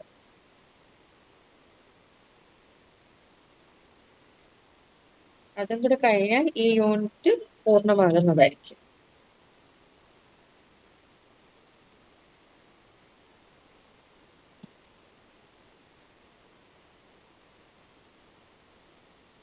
ഓക്കെ, അപ്പൊ നമുക്ക് കണ്ടിന്യൂ ചെയ്യാം. So the ideal of Indian society,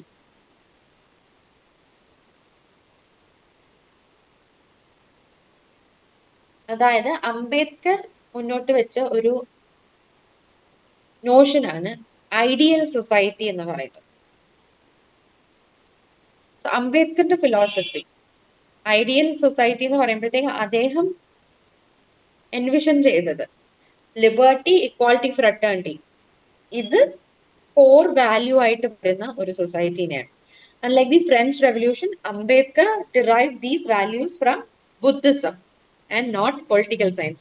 So French Revolution വഴിയാണ് നമ്മൾ ഈ പറയുന്ന ടെർമിനോളജി ഇക്വാളിറ്റി, ലിബർട്ടി, ഫ്രട്ടേണിറ്റി ഇതെല്ലാം പ്രധാനമായിട്ട് കേട്ടതും സൊസൈറ്റിയിൽ ഇതൊരു കീഴ്വഴക്കമായി മാറിയതും. പക്ഷെ അംബേദ്കറിന് ഈ വാല്യൂസ് എല്ലാം തന്നെ എന്താണ്, അദ്ദേഹം ബുദ്ധിസം അതിൽ നിന്നാണ് ഈ വാല്യൂസ്, ഈ ഐഡിയാസ് കൊണ്ടുവരുന്നത്. പകരം എന്താണ്, പൊളിറ്റിക്കൽ സയൻസിൽ നിന്നല്ല.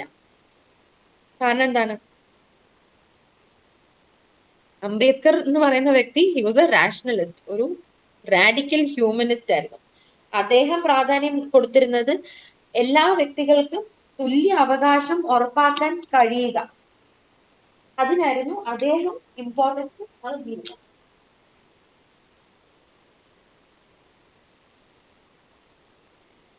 സോ അതുകൊണ്ട് തന്നെ അദ്ദേഹത്തിന് ഒരു റാഡിക്കൽ ഹ്യൂമനിസ്റ്റ് ആയിട്ട് നമുക്ക് പറയാം, who was concerned with human dignity and social harmony.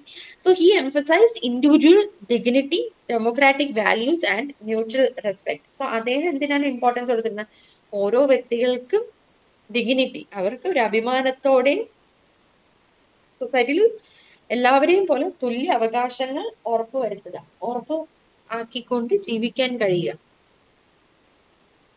So that was Ambedkar's social philosophy. And democracy as a social idea എന്ന് പറയുമ്പോഴത്തേക്ക് democracy is not just a form of government but a mode of associated living. നമ്മൾ democracy പറയുമ്പോൾ എപ്പോഴും എന്താണ്, അതിനൊരു political system ആയിട്ടാണ് കാണുന്നത് അല്ലേ. നമുക്ക് ഇന്ത്യയിൽ വോട്ടെടുക്കാൻ എല്ലാ വ്യക്തികൾക്കും പ്രായപൂർത്തിയായി കഴിഞ്ഞാൽ അവർക്ക് വോട്ട് ചെയ്യാൻ കഴിയും. ആ വോട്ട് ചെയ്യാൻ കഴിയുന്നത് വഴി എന്താണ്, പൊളിറ്റിക്കൽ പാർട്ടിസിപ്പേഷൻ ലഭ്യമാകുന്നു. ആ പൊളിറ്റിക്കൽ പാർട്ടിസിപ്പേഷൻ വഴി നമുക്ക് തന്നെ നമ്മളുടെ ഭരണാധികാരികളെ തിരഞ്ഞെടുക്കാൻ കഴിയുന്ന ആ അവകാശത്തിനെയാണ് നമ്മൾ എപ്പോഴും ഡെമോക്രസി ആയിട്ട് പറയുന്നത്. പക്ഷെ ഡെമോക്രസി എന്തുമാത്രമല്ല, ഈ ഒരു ഫോം ഓഫ് ഗവൺമെന്റ് മാത്രമല്ല, മറിച്ച് എന്താണ്, it is a mode of associated living.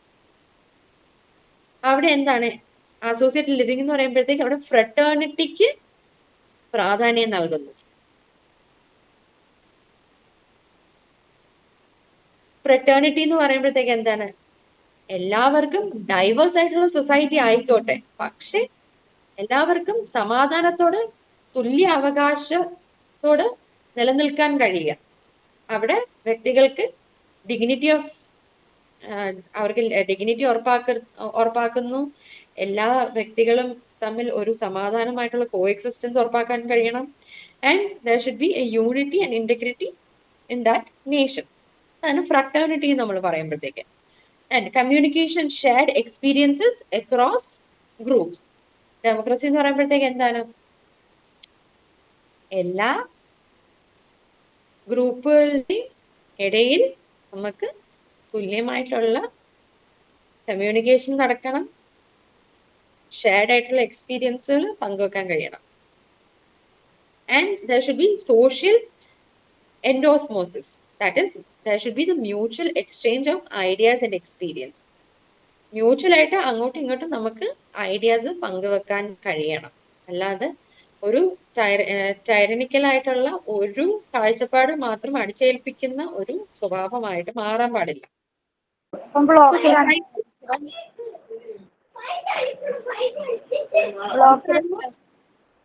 Block 2 ടീച്ചറെ? ഇല്ല, ബ്ലോക്ക് 1 ക്ലാസ് ഉള്ളൂ. ബ്ലോക്ക് 2 ക്ലാസ് നിങ്ങൾക്ക് നാളെയാണ്. നാളെ രാവിലെ 10 തൊട്ട് 1 മണി വരെ. അതെ, ഇതിപ്പോ ടെസ്റ്റ് നോക്കുമ്പോൾ മനസ്സിലാവുന്നില്ല, അതുകൊണ്ട് ചോദിച്ചാ. ഞാനിപ്പോ പറയുന്നത് നിങ്ങളുടെ പേജ് നമ്പർ പറഞ്ഞുതരാം. 18 ഇത് ഇപ്പൊ 19 ആയിട്ടുണ്ട്. The ideal of Indian society എന്ന് പറയുന്ന ഹെഡിങ്ങിന്റെ അകത്ത് വരുന്ന കാര്യങ്ങളാണ് ഞാൻ പറയുന്നത്. Okay sir. Okay. So Ambedkar society എന്ന് പറയുമ്പോഴത്തേക്ക് എന്താണ്, അവിടെ അദ്ദേഹം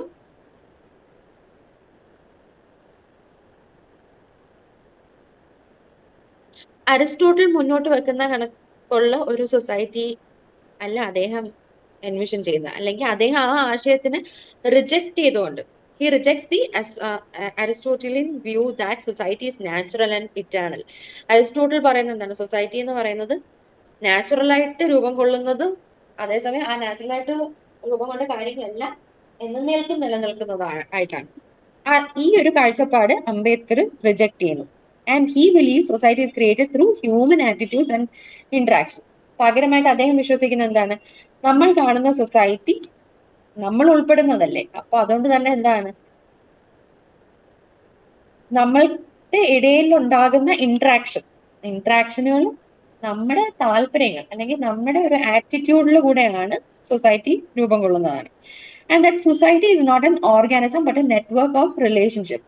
അതേപോലെ എന്താണ്, സൊസൈറ്റി എന്ന് പറയുന്ന ഒരു ഓർഗാനിസം ആയിട്ടല്ല നമ്മൾ കാണേണ്ടത്. പകരം എന്താണ്, അത് കുറെ റിലേഷൻഷിപ്സിന്റെ നെറ്റ്വർക്ക് ആയിട്ടാണ് കാണേണ്ടത്. And festivals and shared customs alone do not create unity.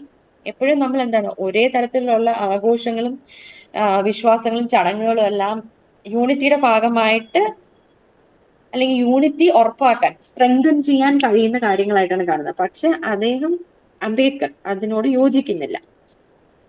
അദ്ദേഹം പറയുന്നത് എന്താണ്, A true society exist wear people engaged in shared activities. ആളുകൾക്ക് ഷെയർ ചെയ്ത് ചെയ്യാൻ പറ്റുന്ന കാര്യങ്ങളിൽ പാർട്ടിസിപ്പേറ്റ് ചെയ്യാൻ കഴിയുക and experience common emotional responses. ഇപ്പൊ നമ്മുടെ രാജ്യത്തിൽ ഉണ്ടാകുന്ന വിജയങ്ങളിലും തോൽവികളിലും നമുക്ക് ഒരു വികാരത്തോട് നമുക്ക് റെസ്പോണ്ട് ചെയ്യാൻ കഴിയുക, അല്ലെങ്കിൽ നമുക്ക് എന്തെങ്കിലും ഒരു സങ്കടം അല്ലെങ്കിൽ ദേഷ്യം അല്ലെങ്കിൽ സന്തോഷം അത് തോന്നാൻ കഴിയുന്ന ഒരു അവസ്ഥ. And have harmonious interpersonal relationship. നമുക്ക് ഹാർമോണിയസ് ആയിട്ടുള്ള ഇന്റർ റിലേഷൻഷിപ്സിൽ ഏർപ്പെടാൻ കഴിയുന്ന ആയിരിക്കണം എന്നാണ് അദ്ദേഹം സൊസൈറ്റി എന്ന് പറയുമ്പോൾ കാണുന്നത്.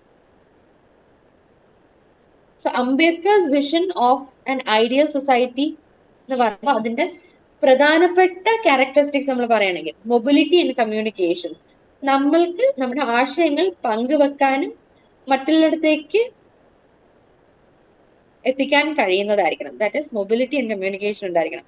ആൻഡ് ഡൈവേഴ്സിറ്റി വിത്ത് യൂണിറ്റി എന്ന് പറയുമ്പോഴത്തേക്ക് ethically diverse individuals bound by a shared culture. നമുക്ക് എല്ലാവർക്കും പല താല്പര്യങ്ങളുണ്ടാകും, പക്ഷെ ഒരേ വിശ്വാസം അല്ലെങ്കിൽ ഒരേ കൾച്ചറൽ ബിലീഫിൽ കൂടെ നമുക്ക് ഒരു യൂണിറ്റി ഉണ്ടാകണം. That is unity in cultural values, not uniformity. നമുക്ക് ആ ഒരു ആശയപരമായിട്ട് കൾച്ചറൽ വാല്യൂസ് ഒന്നായിരിക്കണം, അല്ലാതെ യൂണിഫോം ആയിരിക്കണം എന്നല്ല. ആൻഡ് ഡെമോക്രാറ്റിക് ഓർഗനൈസേഷൻ ആയിരിക്കണം ഐഡിയൽ സൊസൈറ്റി എന്ന് പറയുന്നത്. And individual must be the centre. That is society എന്ന് പറയുമ്പോൾ എന്താണ്, ആ വ്യക്തികൾക്ക് വേണ്ടി നിലനിൽക്കുന്നതാണ്, അല്ലാതെ സൊസൈറ്റി വ്യക്തികളെയും അവരുടെ താല്പര്യങ്ങളെയും അടിച്ചമർത്താൻ വേണ്ടി നിലകൊള്ളുന്നതാകരുത്.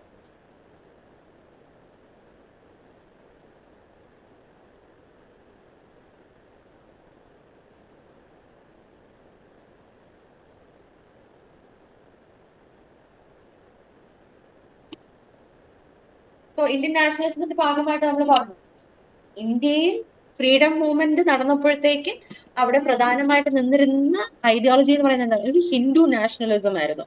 So Ambedkar criticised this Hindu social order. That is he deeply oppose the varna and caste system. Indian social system എന്ന് പറയുമ്പോഴത്തേക്ക് എന്താണ്, കാസ്റ്റിനെ അടിസ്ഥാനമാക്കിയിട്ടുള്ളതായിരുന്നു, വർണ്ണങ്ങളെ അടിസ്ഥാനമാക്കിയിട്ടുള്ളതായിരുന്നു ഇന്ത്യയുടെ കാസ്റ്റ് സിസ്റ്റം അല്ലെങ്കിൽ ഇന്ത്യൻ സൊസൈറ്റി. ഇതിന് അംബേദ്കർ oppose ചെയ്തിരുന്നു. And he viewed untouchability as a social and religious crime.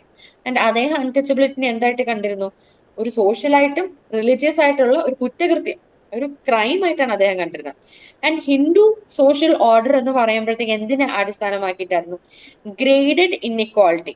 അതായത് വർണ്ണ സിസ്റ്റം അല്ലെങ്കിൽ കാസ്റ്റ് സിസ്റ്റം എന്ന് പറയുമ്പോൾ തന്നെ എന്താണ്, ആ ഒരു സോഷ്യൽ ഹയറാർക്കിയിൽ തന്നെ ഒന്ന് മറ്റതിനെക്കാട്ടി മെച്ചപ്പെട്ടത് അല്ലെങ്കിൽ ഒന്ന് അടിച്ചമർത്തപ്പെടേണ്ടതാണെന്നുള്ള ഒരു സിസ്റ്റം ആണല്ലോ അവിടെ നിലനിൽക്കുന്നത്. സോ ആ ഒരു ഗ്രേഡഡ് ഇൻഇക്വാളിറ്റി കണ്ടുവന്നിരുന്നു.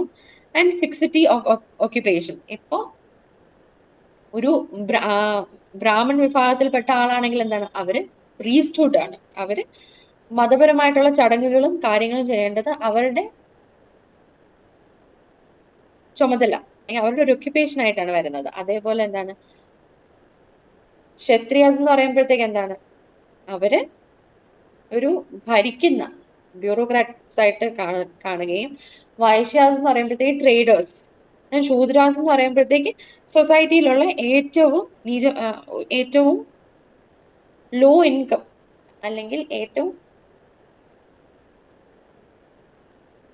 കുറഞ്ഞത് മറ്റാരും ചെയ്യാൻ താല്പര്യപ്പെടാത്തായിട്ടുള്ള ഏറ്റവും നീചമായിട്ടുള്ള ജോലികൾ ചെയ്യേണ്ട ഒരു വിഭാഗമായിട്ട് കാണപ്പെടുന്നത്. സോ അവര് ഫിക്സിറ്റി ഓഫ് ഓക്യുപ്പേഷൻ എന്ന് പറയുമ്പോഴത്തേക്ക് എന്താണ്, ഇപ്പൊ ഈ ശൂദ്രാസ് എന്ന് പറയുന്ന വിഭാഗം പഠിച്ചിട്ടുണ്ടെങ്കിൽ പോലും അവർക്ക് ആ ഒരു ജാതിയിൽ ജനിച്ചു, അതുകൊണ്ട് മാത്രം അവർ ഈ ജോലിയിൽ മാത്രമേ ഏർപ്പെടാവുള്ളൂ എന്ന് പറയുന്ന ആ ഒരു ഫിക്സേഷൻ.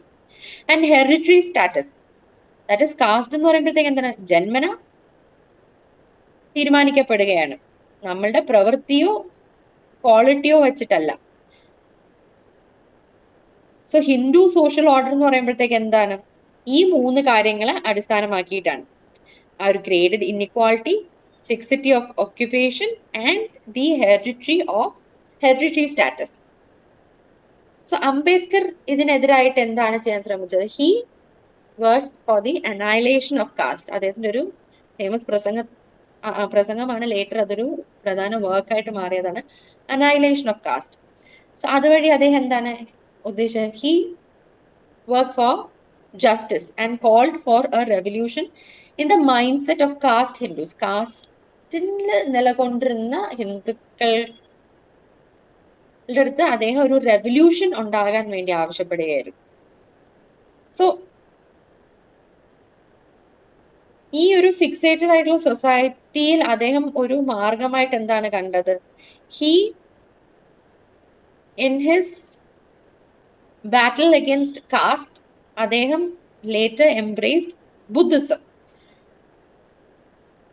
അദ്ദേഹം ഈ കാസ്റ്റിസത്തിന് എതിരെ പോരാടുന്നതിന്റെ ഭാഗമായിട്ട് അദ്ദേഹം പിന്നീട് എന്തിലേക്ക് വന്നു? ബുദ്ധിസത്തിലേക്ക് വന്നു. കാരണം എന്താണ്? ബുദ്ധിസം അദ്ദേഹം കണ്ടിരുന്നത് promoted compassion, morality and justice, and that as a religion upheld human dignity and it rejected inequality and poverty. Buddhism എന്നൊരു മതം എന്തിനു പ്രാധാന്യം കൊടുത്തിരുന്നു? മനുഷ്യരുടെ ഇടയിലുള്ള കമ്പാഷനും മൊറാലിറ്റിക്കും ജസ്റ്റിസിനും പ്രാധാന്യം കൊടുത്തിരുന്നു. അതോടൊപ്പം തന്നെ എന്താണ്, ഹ്യൂമൻ ഡിഗ്നിറ്റിക്ക് ഇമ്പോർട്ടൻസ് കൊടുത്തിരുന്നു. And it rejected inequality and poverty. So criteria for a true religion as per Ambedkar ഒരു സത്യമായിട്ടുള്ള മതം ആയിരിക്കണമെന്ന്, അല്ലെങ്കിൽ ഒരു ട്രൂ റിലിജ്യൻ ആയിട്ട് ഒന്നിനെ കാണണമെങ്കിൽ ഈ 3 ക്രൈറ്റീരിയകൾ വേണം എന്നാണ് അദ്ദേഹം പറഞ്ഞത്. It must be in line with science ആയിട്ട് യോജിക്കുന്ന തരത്തിലായിരിക്കണം. And it must promote liberty, equality and fraternity. It must not glorify പോവേർട്ടിക്ക് ഒരു ഗ്ലോറിഫിക്കേഷൻ ഉണ്ടാകരുത്. അതൊരു നല്ല കാര്യമായിട്ട് പറയുന്നതായിരിക്കരുത്.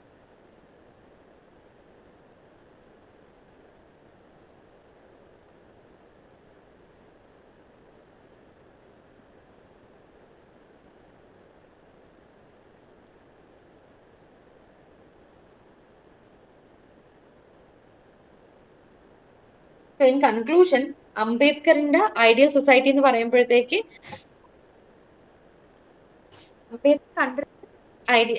സൊസൈറ്റി എന്ന് പറയുമ്പോഴത്തേക്ക് കാസ്റ്റോ ക്ലാസോ അവിടെ ഉണ്ടാകാൻ പാടില്ല. ഇതിൽ കാസ്റ്റും ക്ലാസ്സും ഉണ്ടെങ്കിൽ എന്താണ്, അതിനെ ബേസ് ചെയ്തിട്ടുള്ള ഡിസ്ക്രിമിനേഷൻ ആ സൊസൈറ്റിയിൽ സ്വാഭാവികമായിട്ട് സംഭവിക്കും. അതുകൊണ്ട് തന്നെ അംബേദ്കറിന്റെ ഐഡിയൽ സൊസൈറ്റി അദ്ദേഹം എൻവിഷൻ ചെയ്തപ്പോൾ കാസ്റ്റ്ലെസ് ആൻഡ് ക്ലാസ്ലെസ് സൊസൈറ്റി ആയിട്ടാണ് അദ്ദേഹം കണ്ടിരുന്നത്.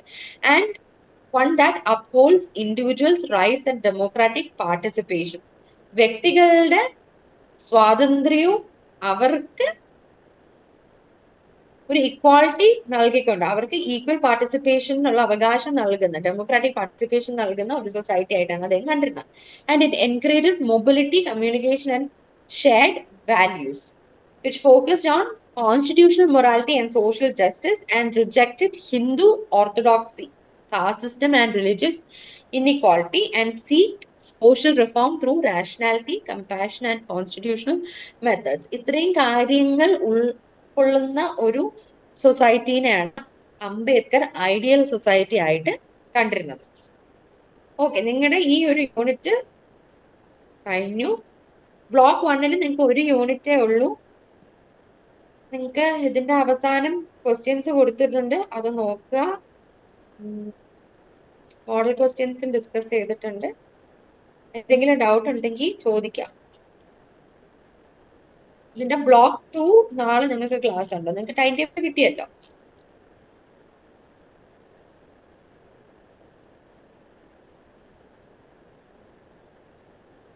ഒരു യൂണിറ്റ് ഉള്ളത് കൊണ്ടാണ് കേട്ടോ ക്ലാസ് 2 മണിക്കൂറിന്റെ അകത്ത് തീരുന്നത്. അല്ലെങ്കിൽ ഓരോ യൂണിറ്റിനും ഓരോ അവർ എന്നുള്ള രീതിക്കാണ് നമ്മൾ ക്ലാസ് നടക്കുക. ഓക്കെ, പറഞ്ഞ കാര്യങ്ങളൊക്കെ ക്ലിയർ ആയിരുന്നോ?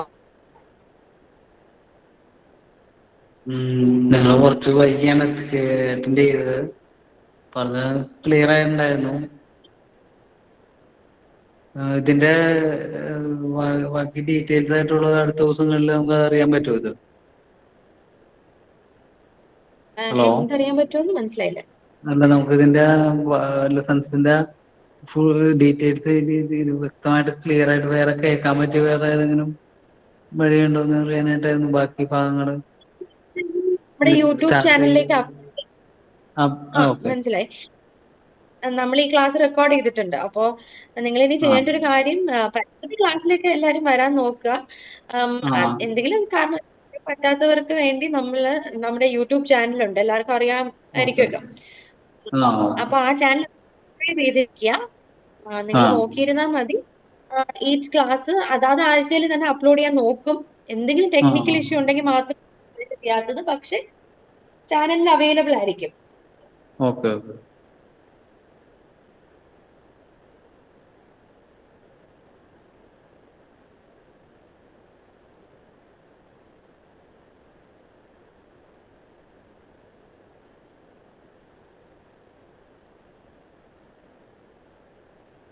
ഓക്കെ, വേറെ ആർക്കും ഒരു ഡൗട്ട് ഇല്ല? എന്തെങ്കിലും ഫീഡ്ബാക്ക് ഉണ്ടെങ്കിൽ അതും തരാം.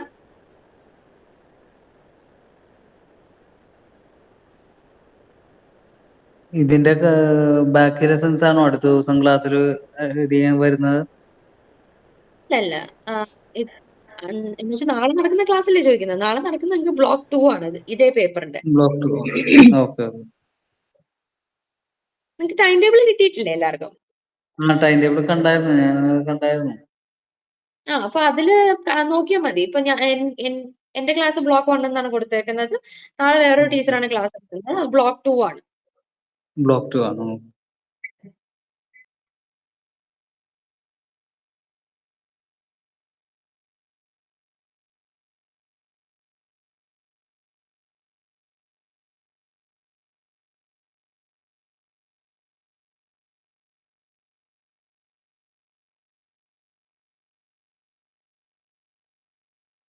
വേറെ ആർക്കും ഒന്നും ചോദിക്കാനില്ല, ഡൗട്ട് ഒന്നും ഇല്ലെങ്കിൽ നമുക്ക് ഈ ക്ലാസ് ഇവിടെ വെച്ച് നിർത്താം.